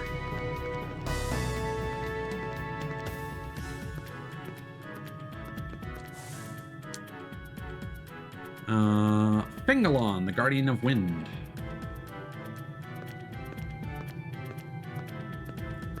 Don't know if there's a point to stepping on the buttons for now. Sturdark, the Guardian of Water. Yeah, single-use spells. That makes sense. Grudiv, the Guardian of Earth. I forget if, assume that all of the Wild Arms games are designed to take place in the same timeline, because they all take place in Filgaia, but many years apart. Or maybe in different parts of the world. Face the block and press the X button to grasp it. While grasping the block, press the directional button or left analog stick in the forward direction to push it. You can pull the block backwards by pressing the directional button or left analog stick in the backward direction.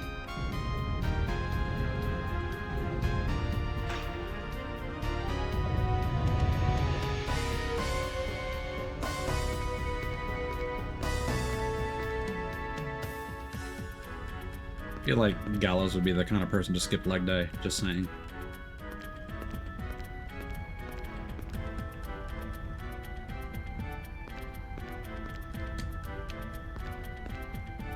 The device is keeping the door shut.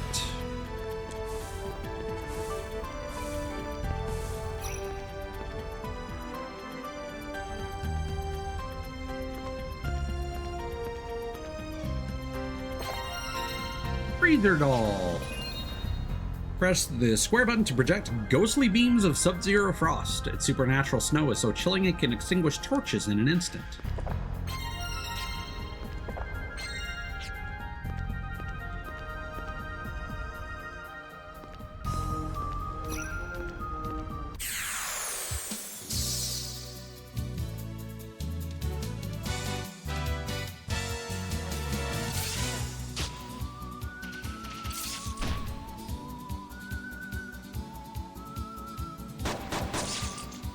Nice.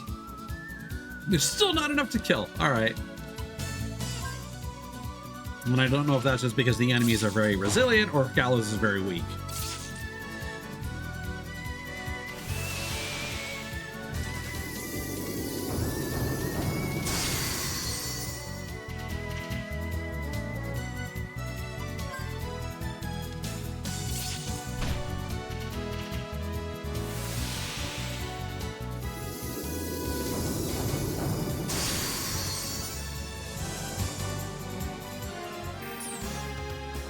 There we go. Now we're cooking. Well, now we're freezing. Just a laser. And then you do this. Whee!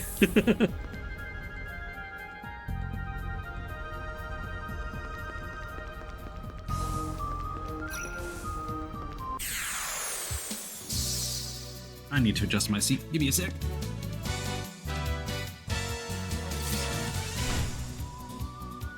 Oh, he does start with 3 force points.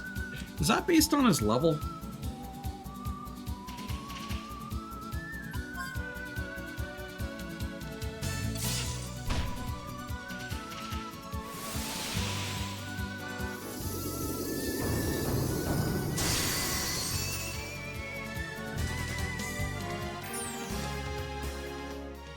Oh, actually, the better answer is that it allows other characters to use spells of the weakness, of the enemy's weakness, even if they don't have a medium for that.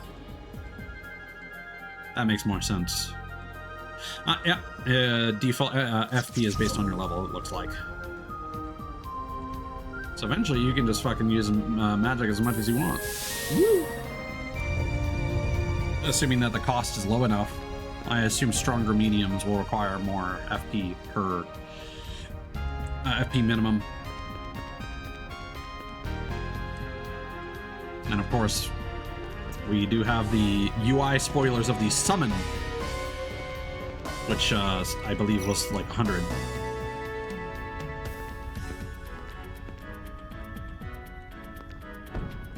Oh, is it this one that we need to move?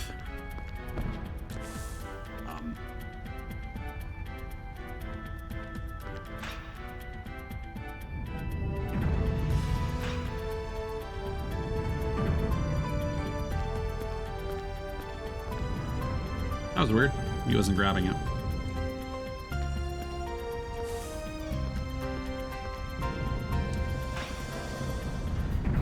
This is one of those games where the D-pad can actually be very beneficial.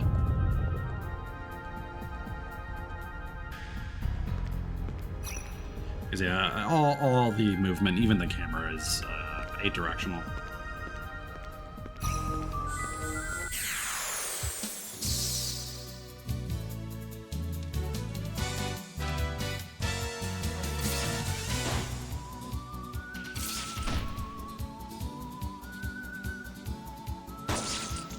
I always remember, I think maybe the reason I was never a big fan of Gallows is just because he's not super useful right away.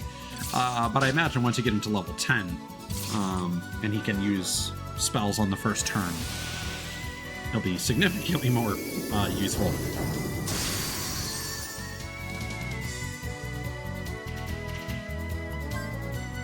I feel like with the way that they do combat in this, it would be interesting if there was some sort of system where it's like the closer he was to an enemy, the more damage he would do. Gotcha. I mean, that makes sense. For his appearance.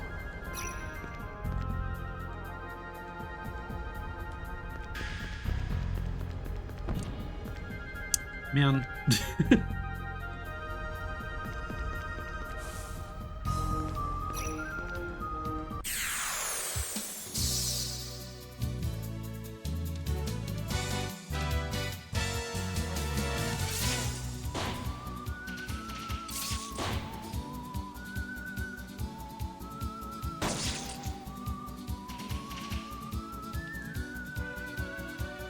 I do appreciate that they've got some decent like duster coats with like some decent like swaying physics on them.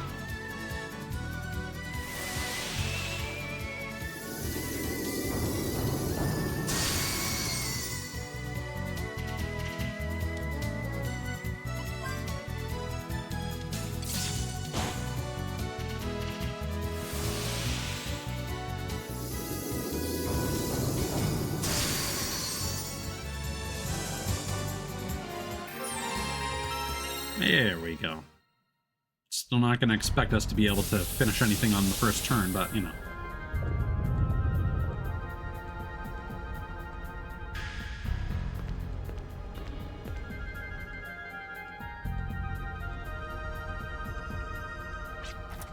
Yeah, no, I like Jet a lot.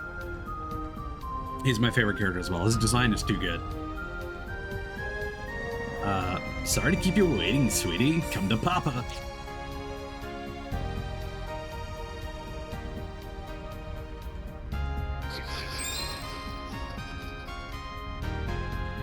Oh no. Not the cheap Halloween decorations. Eesh. This ain't the way to treat a future priest.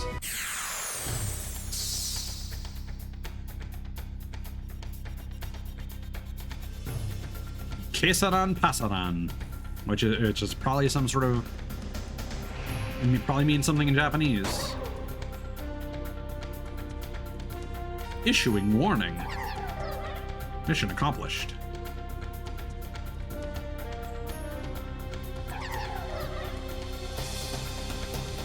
Okay, sure.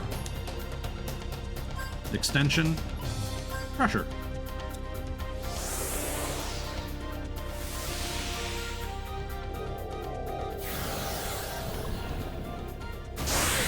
Bye.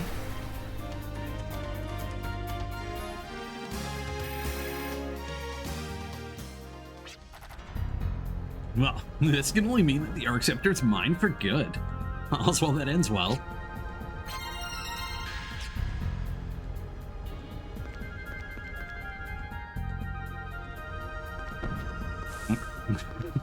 I do like the screen shake on the bonk when you run into things.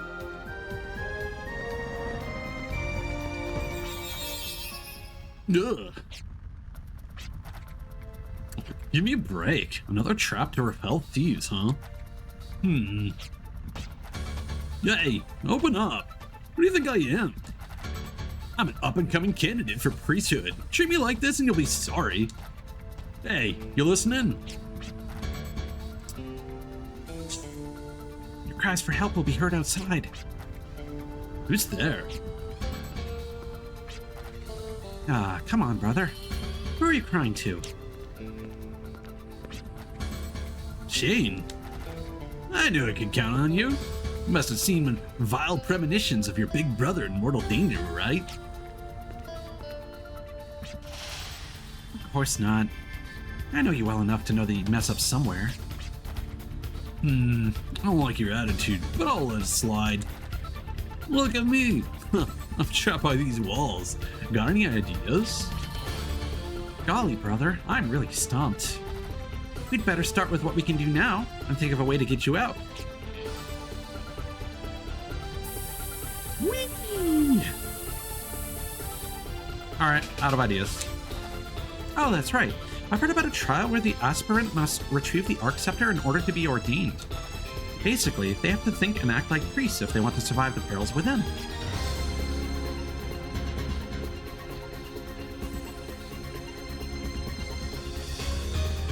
Think like a priest, huh? Just run against the wall. Or how about we try and use the Arc Scepter? Gallus focused his thoughts upon the Arc Scepter. He felt a great presence begin to speak directly into his mind. Gather your strength and leap past the barriers before you. Walls may tower above you. If you wish to penetrate them, you must first push the limits of your mind.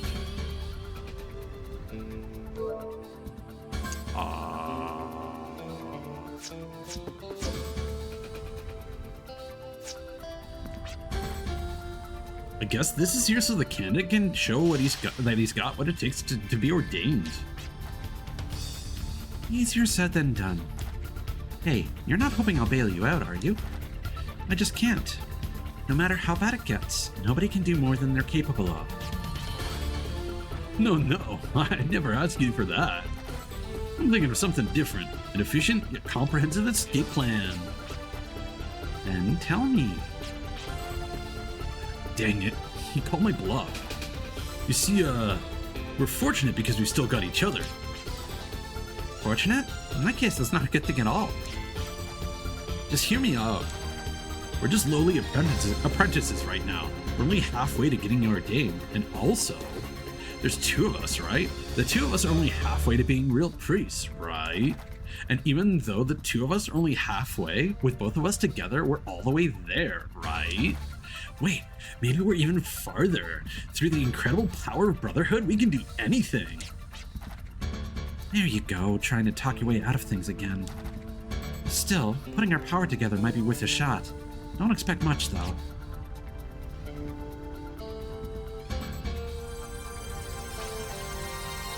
We ain't got a choice, Shane.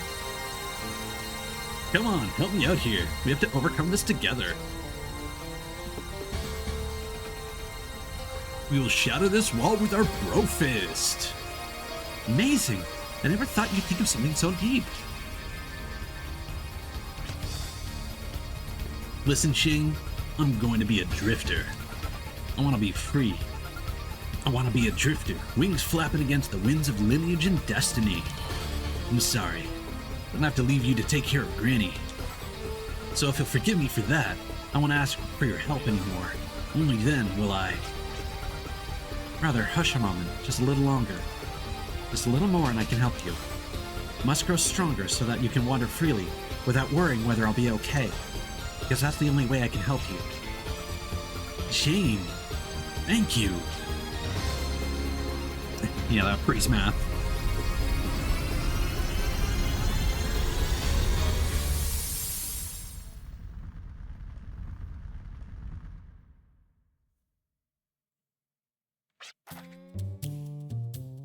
Took a lot of brotherly love to get this thing.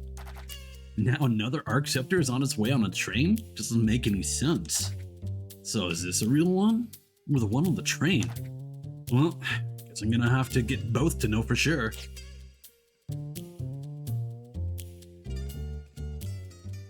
I think he was eating curry. Japan!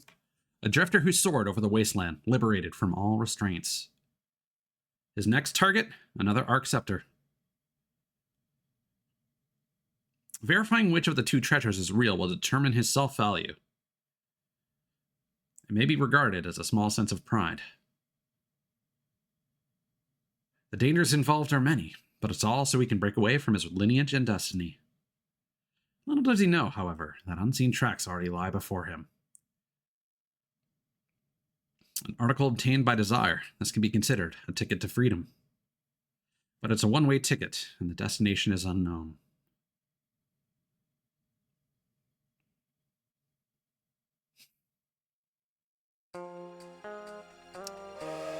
Around and around we go, to the world that encircles me.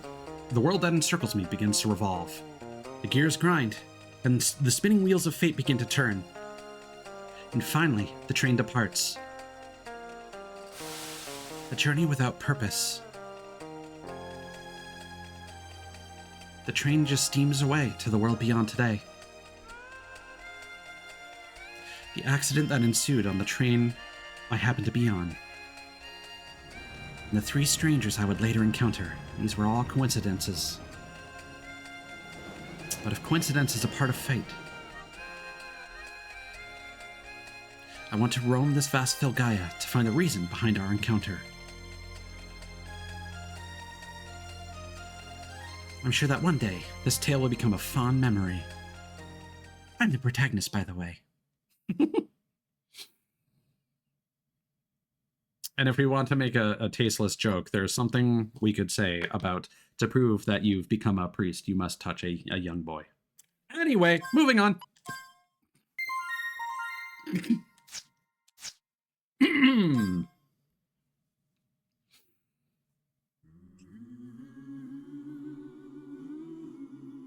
Okay, I'm gonna have to concentrate on reading. The planet Filgaia is slowly rotting, its once lush vegetation withering away. As is my sense of humor. As if that weren't enough, all sorts of predators roam the desert and prey on innocent travelers. Predators, huh? Ah, okay. Yet, there are some willing to brave this wasteland to seek their fortunes. These folks are known as drifters.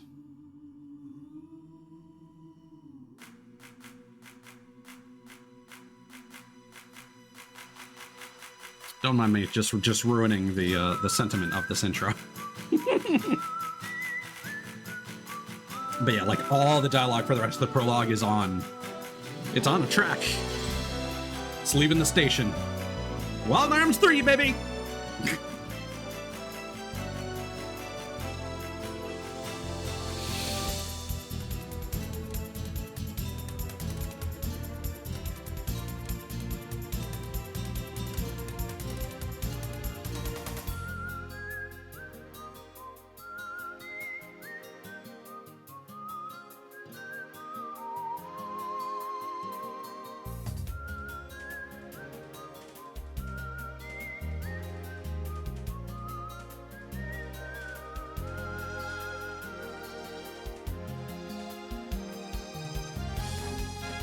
It's interesting to me that it's Gallows that is actually picking the lock.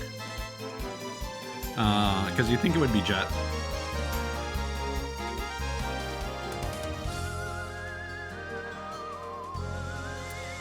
That fake out is still like a really, really good animation. Like this game's cutscenes are really cooking. This is also appropriate for Jet though.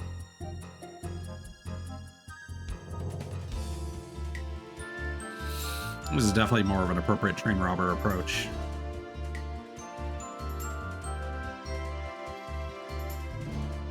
Okay, now I have to remember everyone's voices. I'm gonna have to switch a lot.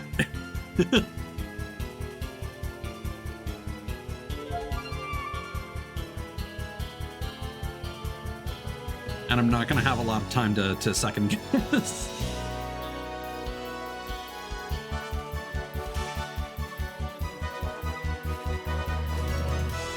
Probably should have checked to see if there was an option to slow down text speed in the settings. I don't think there was.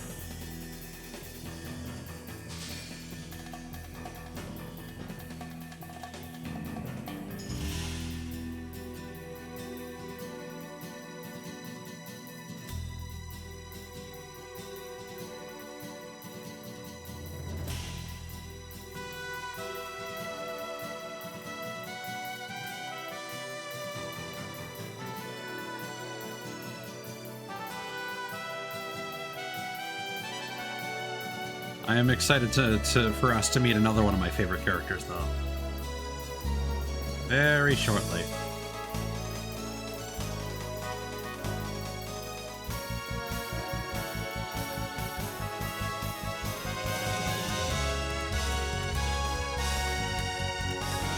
And one of my favorite songs in the game.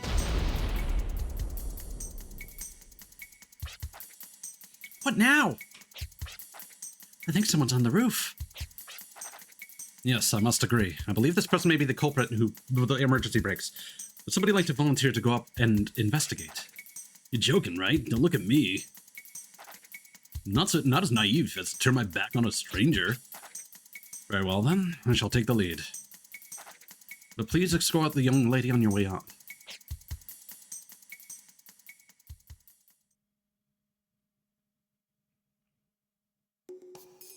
So these guys pull the emergency brakes.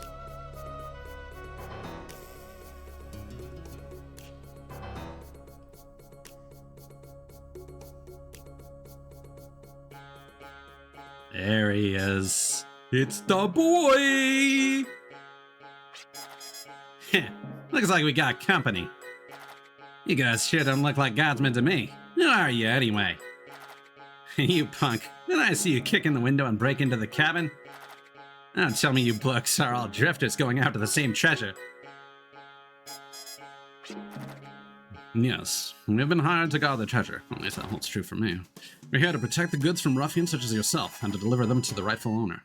Kindly ask you to withdraw. I would like to avoid any necessary bloodshed and unnecessary expenses possible. We welcome unnecessary bloodshed. I can read the second line. Once we take care of business here, there's a hefty reward waiting to roll in. We don't have time to play. I'd like to avoid the unnecessary bloodshed part, though. Yeah. Wonder who they're working for. Navarro's shop. By the way, how's it shooting? I'll do my best. Glad to hear. I'll be counting on you. And you too? Ask for your assistance as well. What are you plotting?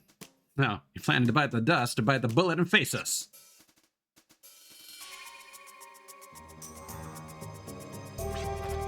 Listen, time is money. Let's get us started already. But boss, we're one short without Lucio, you know. I don't think we should bite off more than we can chew. You blokes just do as I say. Or do you have a problem with that? Want to end up dead like Lucio? Suck yourself up. Oh god, Jadis Cascade, ready to wreak havoc. Assume positions. How did I get myself into this? I mean, we just met 2 seconds ago. Now we're all buddy-buddy teaming up together? I mean, come on. Hey, is anyone listening to me? Stop rambling. We have to work together. Yes, ma'am. Yeah, so you did mention their names. We got Romero and Dario. But I could not read that in time. So I forget who we should focus on first, but like the vocals in this song.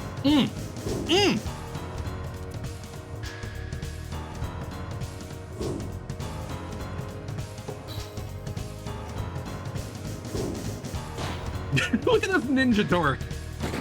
And then Genius is probably supposed to be like British or something. I love that shit. That is my favorite fucking like attack in anything. Ouch. Is everyone okay?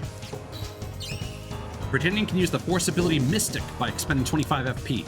Mystic is an ability where an effect from a single item can be applied to multiple targets. Hey, you got your healing powers right here too. I can restore everyone's health in one shot, so just give me a holler. Great, thanks. Let's all work together.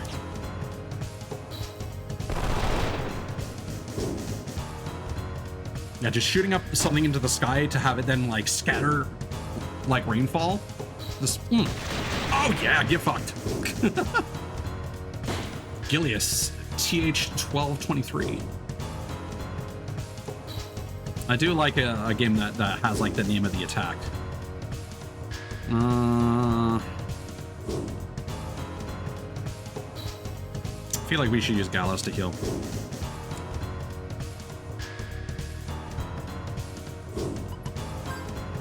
Oh, he has just enough. Virginia definitely needs it.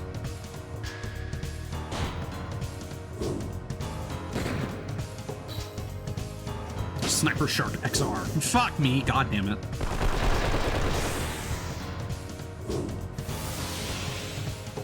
Well. No, at least it switches over to him. That's nice. All right.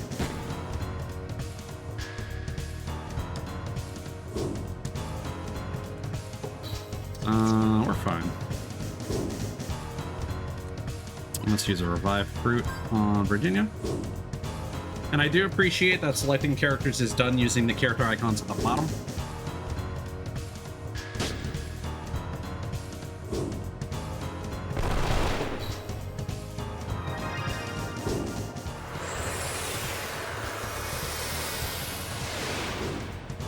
Oh god, that did not give him a lot of juice.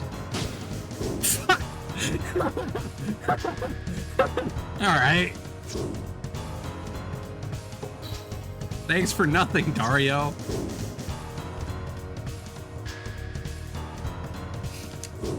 I guess we'll use another. Because I'd like her to get experience from this fight. Heretic stab.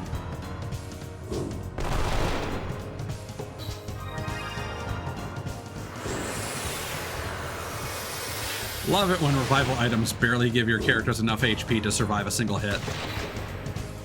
We could inertial cancel and yeah, thank you, Virginia, for dodging that. You know what? Let's heal. Why don't we?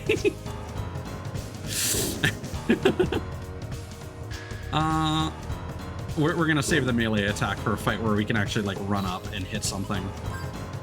Let's heal for Virginia.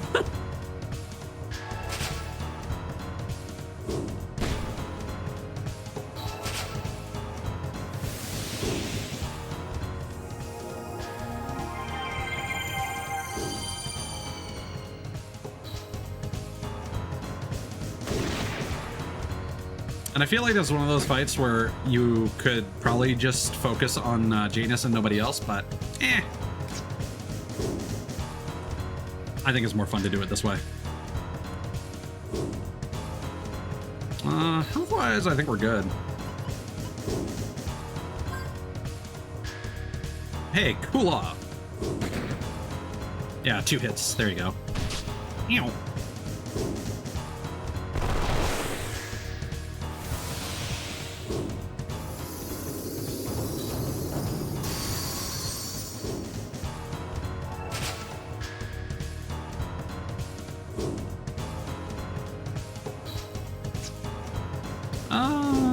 You know what? Yeah, it's gonna be more efficient if we Mystic a heal berry.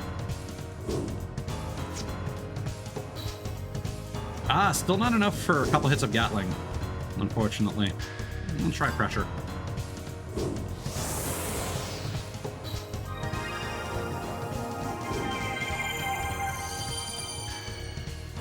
She is fast though.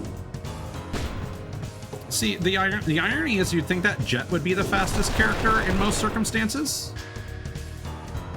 Because he has Accelerate, but he kind of needs to use it to guarantee that.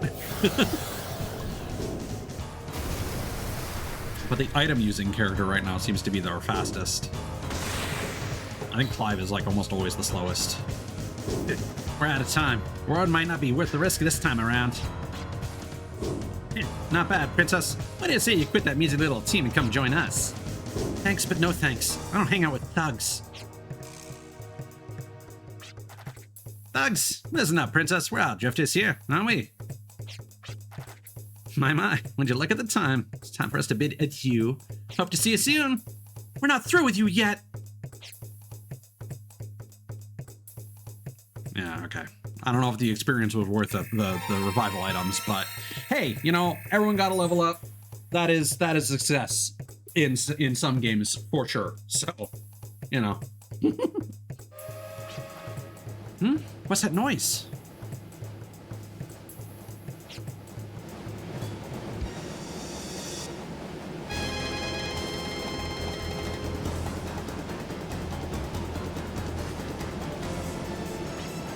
So long, Princess. See you around.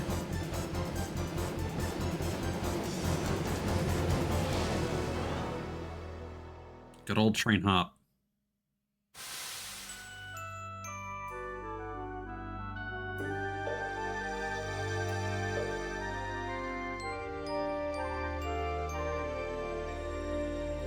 Yeah, I always fucking forget how fast some of that dialogue goes. Especially that line where he mentions everyone's names. I apologize for the trouble. Please report any damages to the client. I shall arrange it so that you'll be compensated. That's the box with all the mysterious light, right? What's that anyway? That light. That's some sort of warmth to it. Those thugs were after this light source, right? What you saw, young lady, was the sparkle of the Arc Scepter. It's a sacred artifact used to communicate with the power that sustains the world. The power that sustains the world? So that's what they were after. I like how Jet hasn't said a single thing.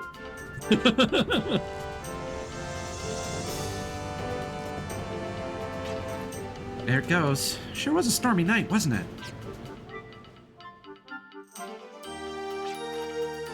So, this is what I get for helping out. Stuck in the middle of nowhere. We seem to have missed our stop while taking care of business. Okay, what now? I must deliver the goods to my client. It should be within walking distance from here. I believe you might know where that is. Oh, yeah, I guess. Go northwest of here to a small village at the foot of the mountain. It's a place called Baskar. And, if I may add, it's my home. Blah, blah, blah.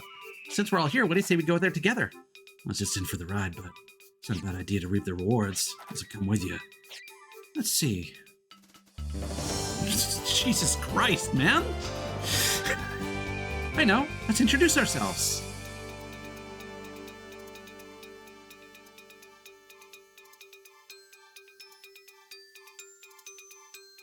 And does it go straight into... Oh, save point. All right. But now does it go straight into... Oh, wait, hold on.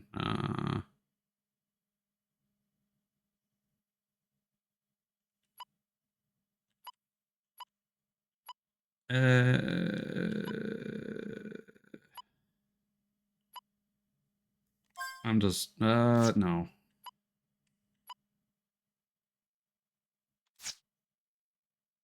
That's fine.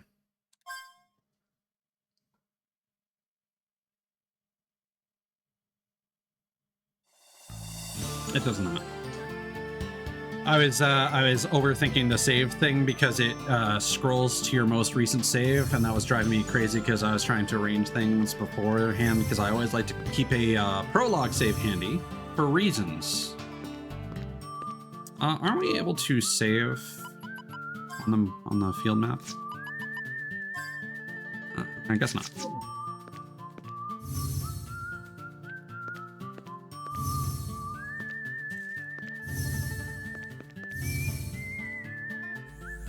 Here we go.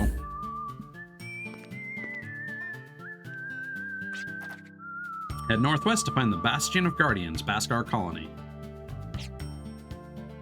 Yeah, I know that's always an option. So yeah, now we can change between our characters' tools, and we can also change characters on the field map if we so desire. And now the gang's all here.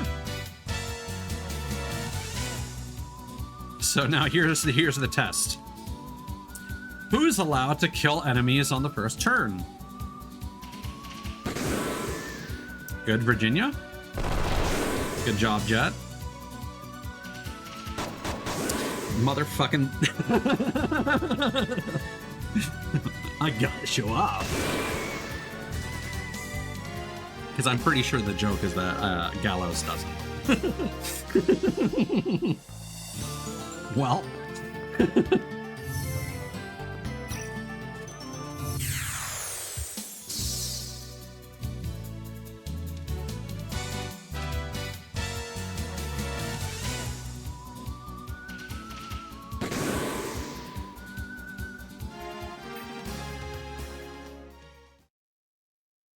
I want to say that the color of the exclamation point changes when it's one that you can avoid with no cost.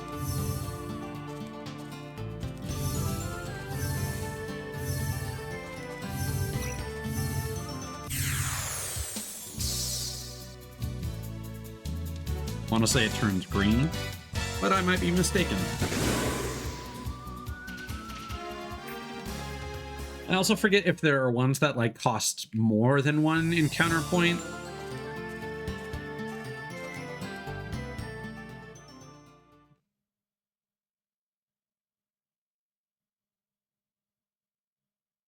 There you go. That's what I was thinking. So this is Gallows' hometown. Also known as Baskar Colony, where the people believe in the powers that sustain the world, the Guardians. You sure don't react much. Well, I must go finish my assignment. Would you mind introducing me to a lady named Holly? She is the one who assigned me the task of delivering the Arc Scepter. Who, me? Introduce you to Granny? I ran away from here 3 months ago. Everyone thinks I'm dead. Brother? You're home! This is like a dream come true! I did not even foresee this in my dream sight. Although grandmother did say you would be home soon, she was absolutely right. And so, he's family, as well as Holly. Oh, man.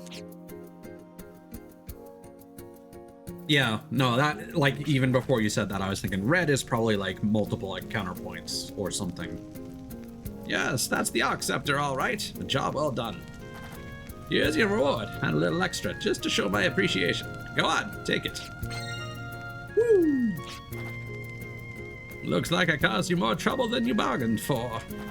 Not only did you deliver the Arc Scepter, you also brought home my incompetent grandson. Hey, leave me out of this. It was just a coincidence that I came home. Not necessarily. She did mention I may also have to deliver a troublesome package. I had no idea that package would be you until now. I figured robbers and thugs would jump at the Arc Scepter if I released information about its transport, and that this boy would go after it too. I never imagined it would be this easy. I should have known. You and your dirty tricks, Granny. But tell me this. You just wanted me back here? Does that mean I've had the real Arc Scepter all along? And the one we delivered fake? I'm back. Oh, you are so pitiful.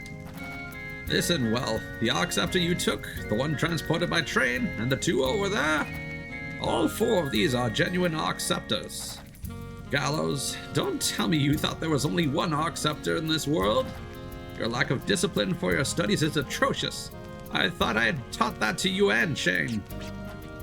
Is that true? The Arc Scepter is a staff which can transmit and receive willpower. In other words, it is a sacred artifact used to communicate with guardians. There are a total of 4 Arc Scepters in this world. They were enshrined at various places that worship guardians, but are gathered here now. The bearer of an Arc Scepter is capable of sensing the presence of the spiritual guardians, which means he or she is capable of materializing and utilizing the powers of guardians in this world. The bearer of the Arc Scepter has the right to use the power of the guardian, but the bearer also has the right to kill the guardian. Huh? Shall we go for a walk? I'll continue my story then.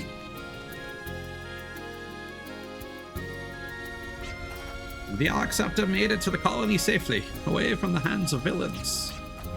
Thanks to all of you, that is. But I do have a new mission I would like to ask of you.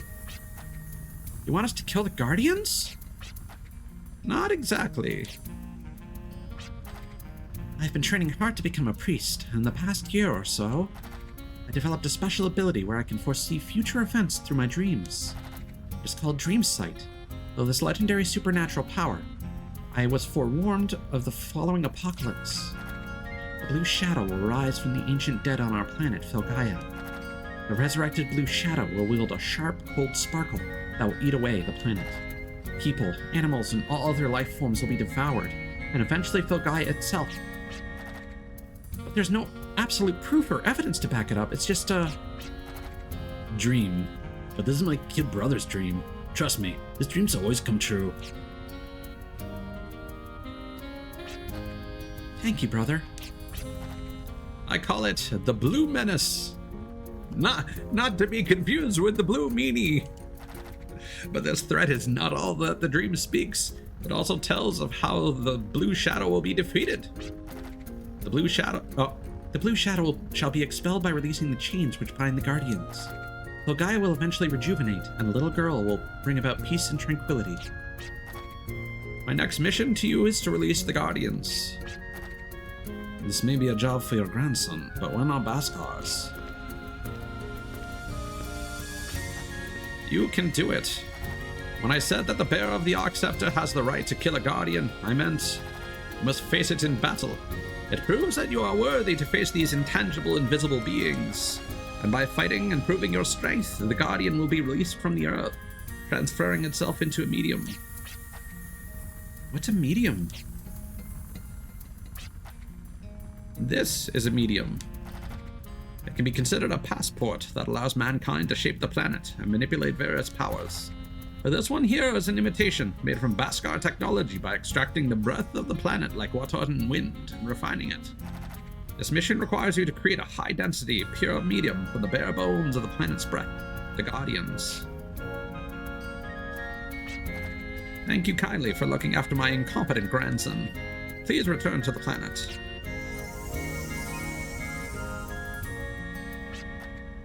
Why'd you have to do that, Granny? A pure medium is much more powerful. All you have to do now is get one. You wield the Arc Scepter, do you not? Prove your strength to the Guardian. Pardon me. Well, we're only here because we happened to meet by chance. We're not a team, nor do we have a reason to prove our strength to the Guardians. However, you did call this a mission. Would you mind explaining what our reward would be? Should we accept this assignment? A reward? Haha, yes, a reward. Your reward will be the mediums transformed from Guardians. Take it. Excuse me? Wipe that stern look off your face. Your good looks will go to waste. There are 4 Arc Scepters, and there are 4 of you. Each one of you is worthy to face a Guardian. What you all do with the mediums afterwards is none of my concern. But just admit it, Granny. Guardians and their mediums are valuable assets to us Baskars. We can't turn to them for guidance. You would just give away these mediums to complete strangers? I might have misread that. I think he probably said we turn to them for guidance, right? I don't know. I always thought you were a little slow, but now I just think you're completely senile. My, now that's a surprise. I never realized you were so passionate about our old traditions. Perhaps you're more conservative than I thought. Even when we Baskars were to face the Guardians and release their mediums, all we would do is enshrine them at this altar and leave them there. What good would that do? I believe that entrusting the mediums to drifters who traverse the vast wasteland is the true meaning behind releasing the Guardians. In a sense, it may be a long shot, but I believe this gamble is necessary based on the dream Shane had. I know this sounds like a crazy mission, but please consider. I do think that's an interesting thing, like the old tradition having faith in the future, or the random happenstance of the world. For people who believe in like the faith and whatnot, like instead of like being like, no, we need to keep this to ourselves, like actually being like, yeah, no, let's just give it to the people and see how the world shapes itself after that. Is like, yeah, let's not hoard the secrets of the past, and let's put it out there into the world. It's surprisingly progressive, and an almost scientific approach to religion. I always think it's cool when if you're gonna do like a faith-based faction in a game, you should do it like this instead of the typical the far too devout. I'm in. I want my medium back. I can't back down now.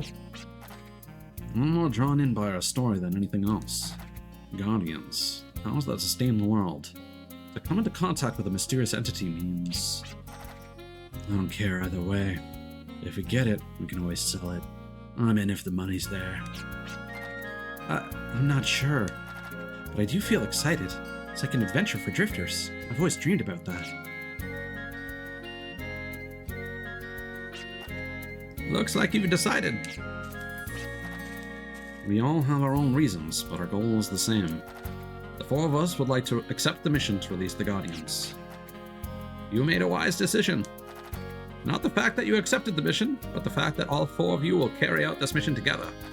The Guardians have sealed their bodies in a distant time, but still exist today in intangible forms. Their strength far exceeds those of humans, so you should all watch out for each other. There's no need to rush. Prepare all you want before you prove your strength to the Guardians. It may be wise to brush up your skills and learn more about the Guardians here at Baskar.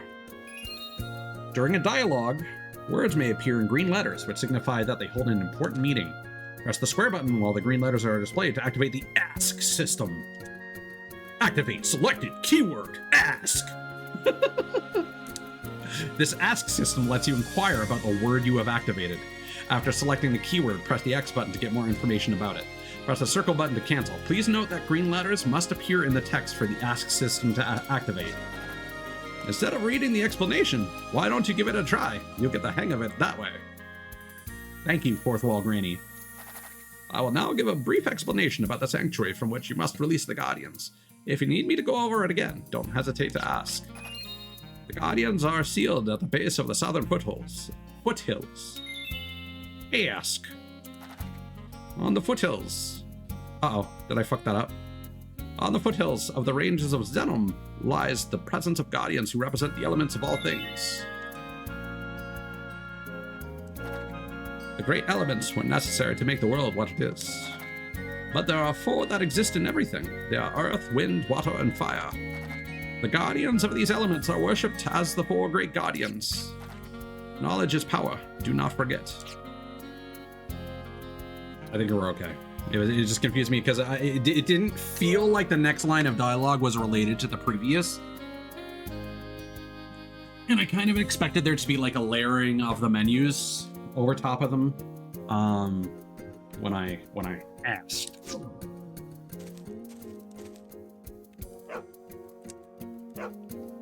This is important.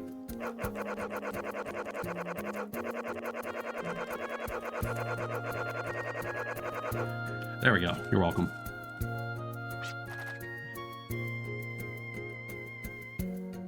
Crossing the wasteland? Don't worry, Ruckman & Co. is always just around the bend. I always used to like traveling, so that interest blossomed into my current business, I suppose. But ever since I sprained my ankle here, I've been a traveling salesman only in name. Pixie dust. Peppy acorn. World screen. Buy a map. Yeah. Call whistle. Horsey time. Magic cleanser. Seed powder. Breath mint. Toy hammer. Pinwheel. Pixie dust. I always like it when curative items have such whimsical names. I don't know if you necessarily want to buy anything right now. The Arc Scepter was meant to be wielded only by the ordained. Caution is required when handling it. It is the heritage of the ancients that allows us to communicate with things that have no form. That is why priests are trained from an early age to augur the flow of the Guardian's powers.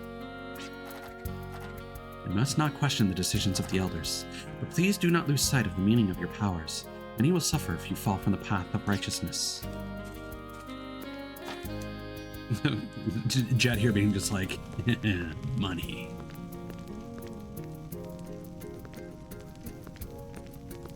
So if I'm not mistaken, you can totally revisit any of the locations in the prologue if you ever like miss something. It is a great thing to merge your consciousness with the Guardians. That is why our ancestors left it for us.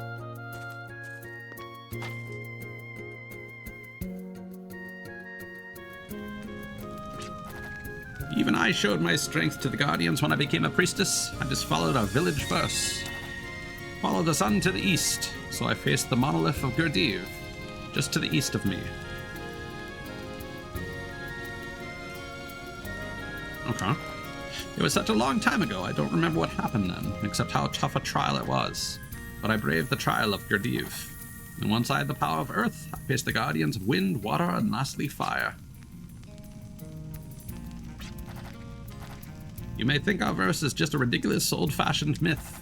So many of our traditions become handy knowledge once you have obtained the power to comprehend them.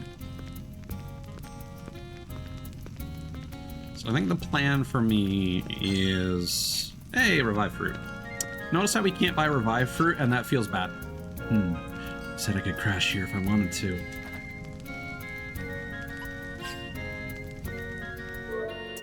I think I'm gonna end my recording after we like wrap up the prologue, but I still kind of want to play a bit more.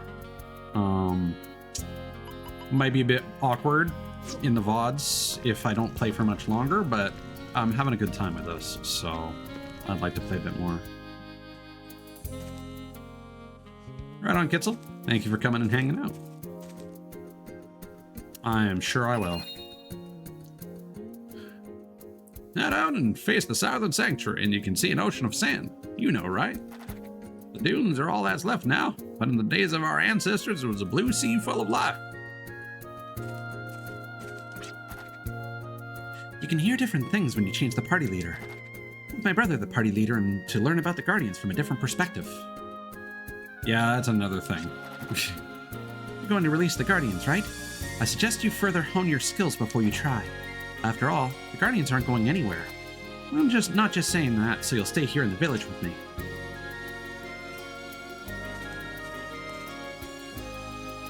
But, oh, Yeah. multiple types of bird.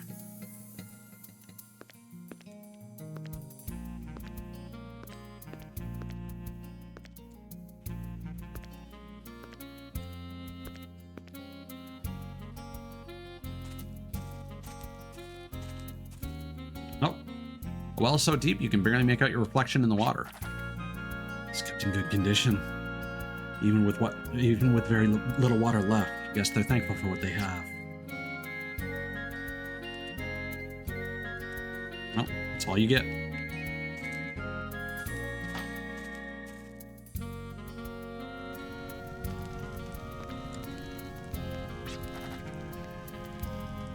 Let me tell you about what it takes to be a first-rate drifter. The best drifters don't make their loved ones worry. Not everybody can do it. That's why it makes a first-rate drifter first-rate. What, not interested? That's okay. It's not something that can be taught anyway.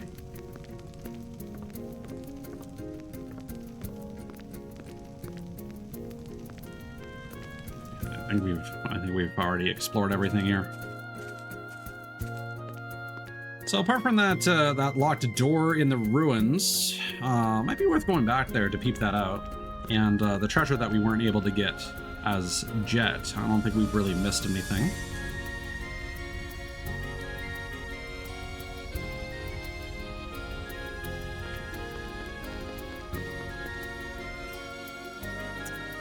So we want to go east to start our journey.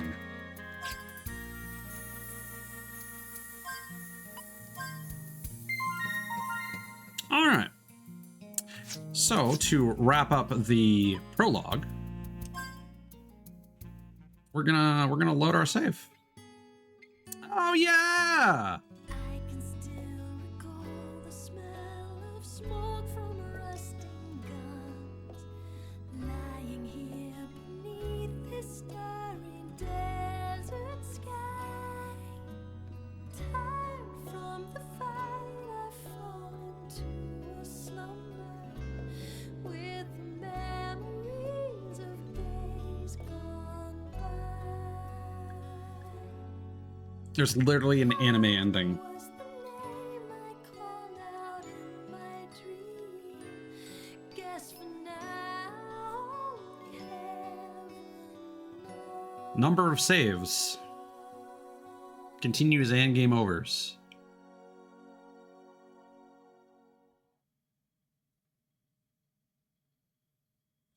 I'm curious.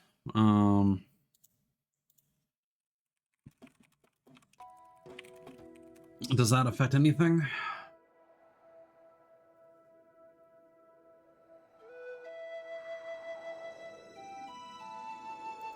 It doesn't seem like it. And I don't know what changes that. If it's just random based on your character, if it's based on the arc of the story. I'm not going to worry about that too much. Otherwise, we'd have to go back and literally do every character again and quit every time. So here's the thing. So clearly the in-game time is not counted correctly. They probably don't count cutscenes because it's been 3 hours and we're apparently 49 minutes into the game. So, you know, if you don't want to use your Gimmel coins or stop mid-prologue, because, you know, if it's a 3-hour prologue, you're going to push it to the end. The next time you load your save, this is what happens.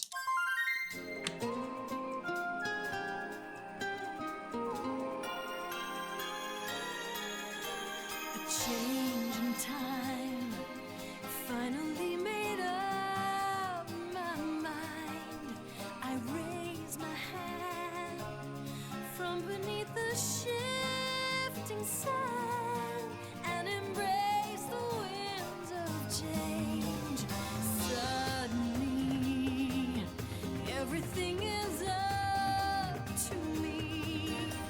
The pages turn, flashing full of memories. I can see it all too clear.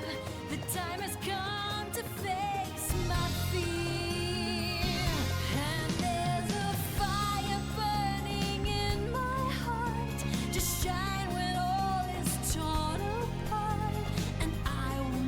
Love that stance.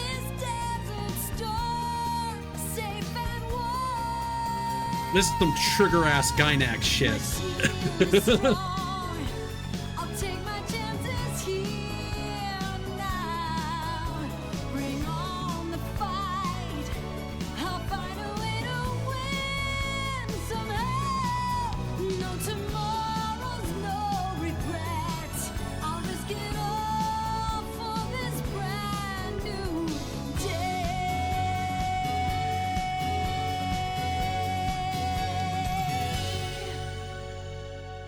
So the Wild Arms series is one of the best video game openings in gaming history. All of them are amazing. Later vocal themes for like I think both 4 and 5 have vocal themes. Japanese version of Alter Code F does. Yes, it is Cthulhu's. Unfortunately, the vocals for Wild Arms 4 not quite so great, as XC did not have as much of a budget. The recording quality is noticeably worse. But I think you can also listen to both. I may be mistaken. I'm gonna save again, because only by saving do you get this option, and I'm curious if it will give us a different ending. No, we'll give it a third try to see if it is random or not, because I don't have a different prologue save I can use to test that.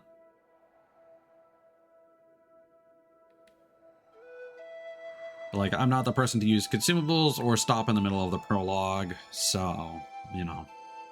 But what if you did? What if you did stop in the middle of the prologue?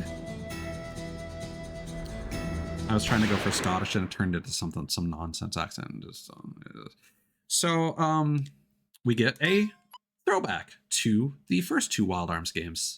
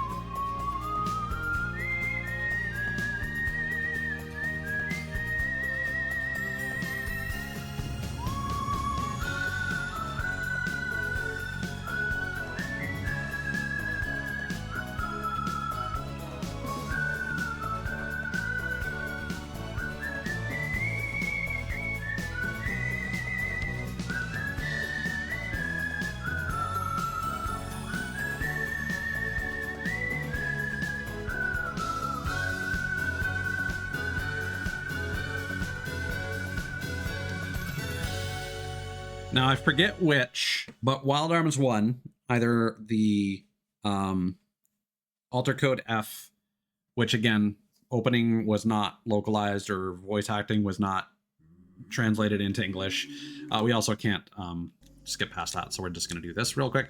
Either Alter Code F got a new whistle theme that was not in the Japanese version, or it's the original Wild Arms I'm thinking of that had an amazing whistling opening theme. I want to say that Alter Code F, it was just turned into an instrumental, but I know that the first one has a really, really, really good one, like better than this one. The vocals in this one are the best. Whistling in the first one, just leagues better. And I think they even in the credits, they say like whistle vocals. I think yes. Vesperia, and I want to say Vesperia was the first one to have like a specific English version by the original artist. And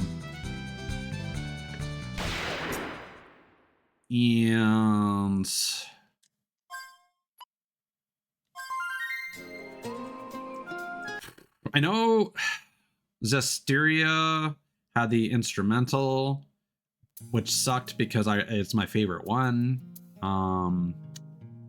Berseria, I want to say, might have had an English version, or at least had the original Japanese opening.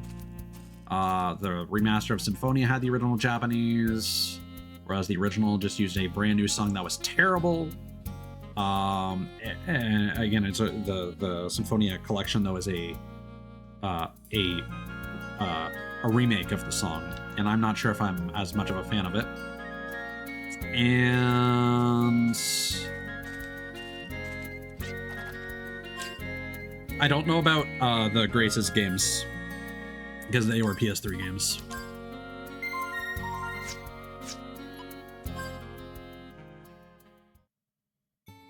No, it's no.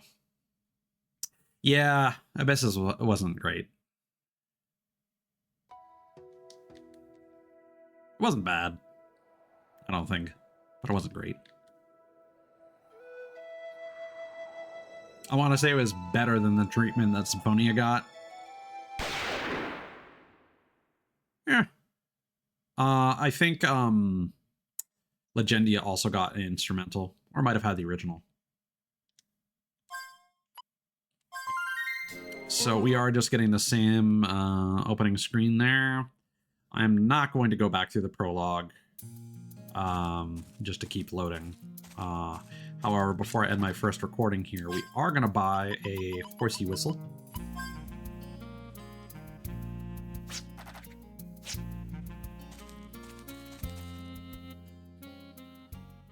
That they are. Their opening theme for one of the One Piece movies, Sailing Day, is fantastic. No effect. Does it have to be on the sands? I think it does.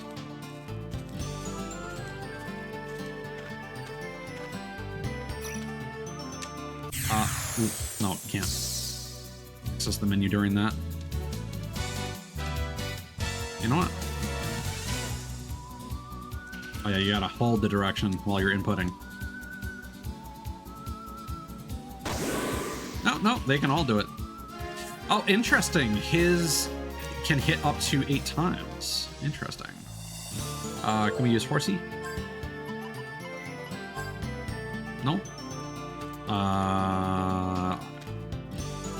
We are able to use horsey, right? Do we just need to be...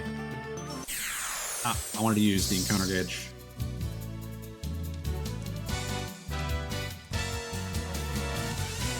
We're gonna use Jet's melee when we get the opportunity. Okay, now that we're on dirt, can we use horsey? No effect. Do we need to get horsey? Does horse must be acquired? No effect. Okay. I do not remember how to haunts. Okay. Well, until we acquire haunts, I'm gonna redo that. I'm also gonna end my recording and start up a new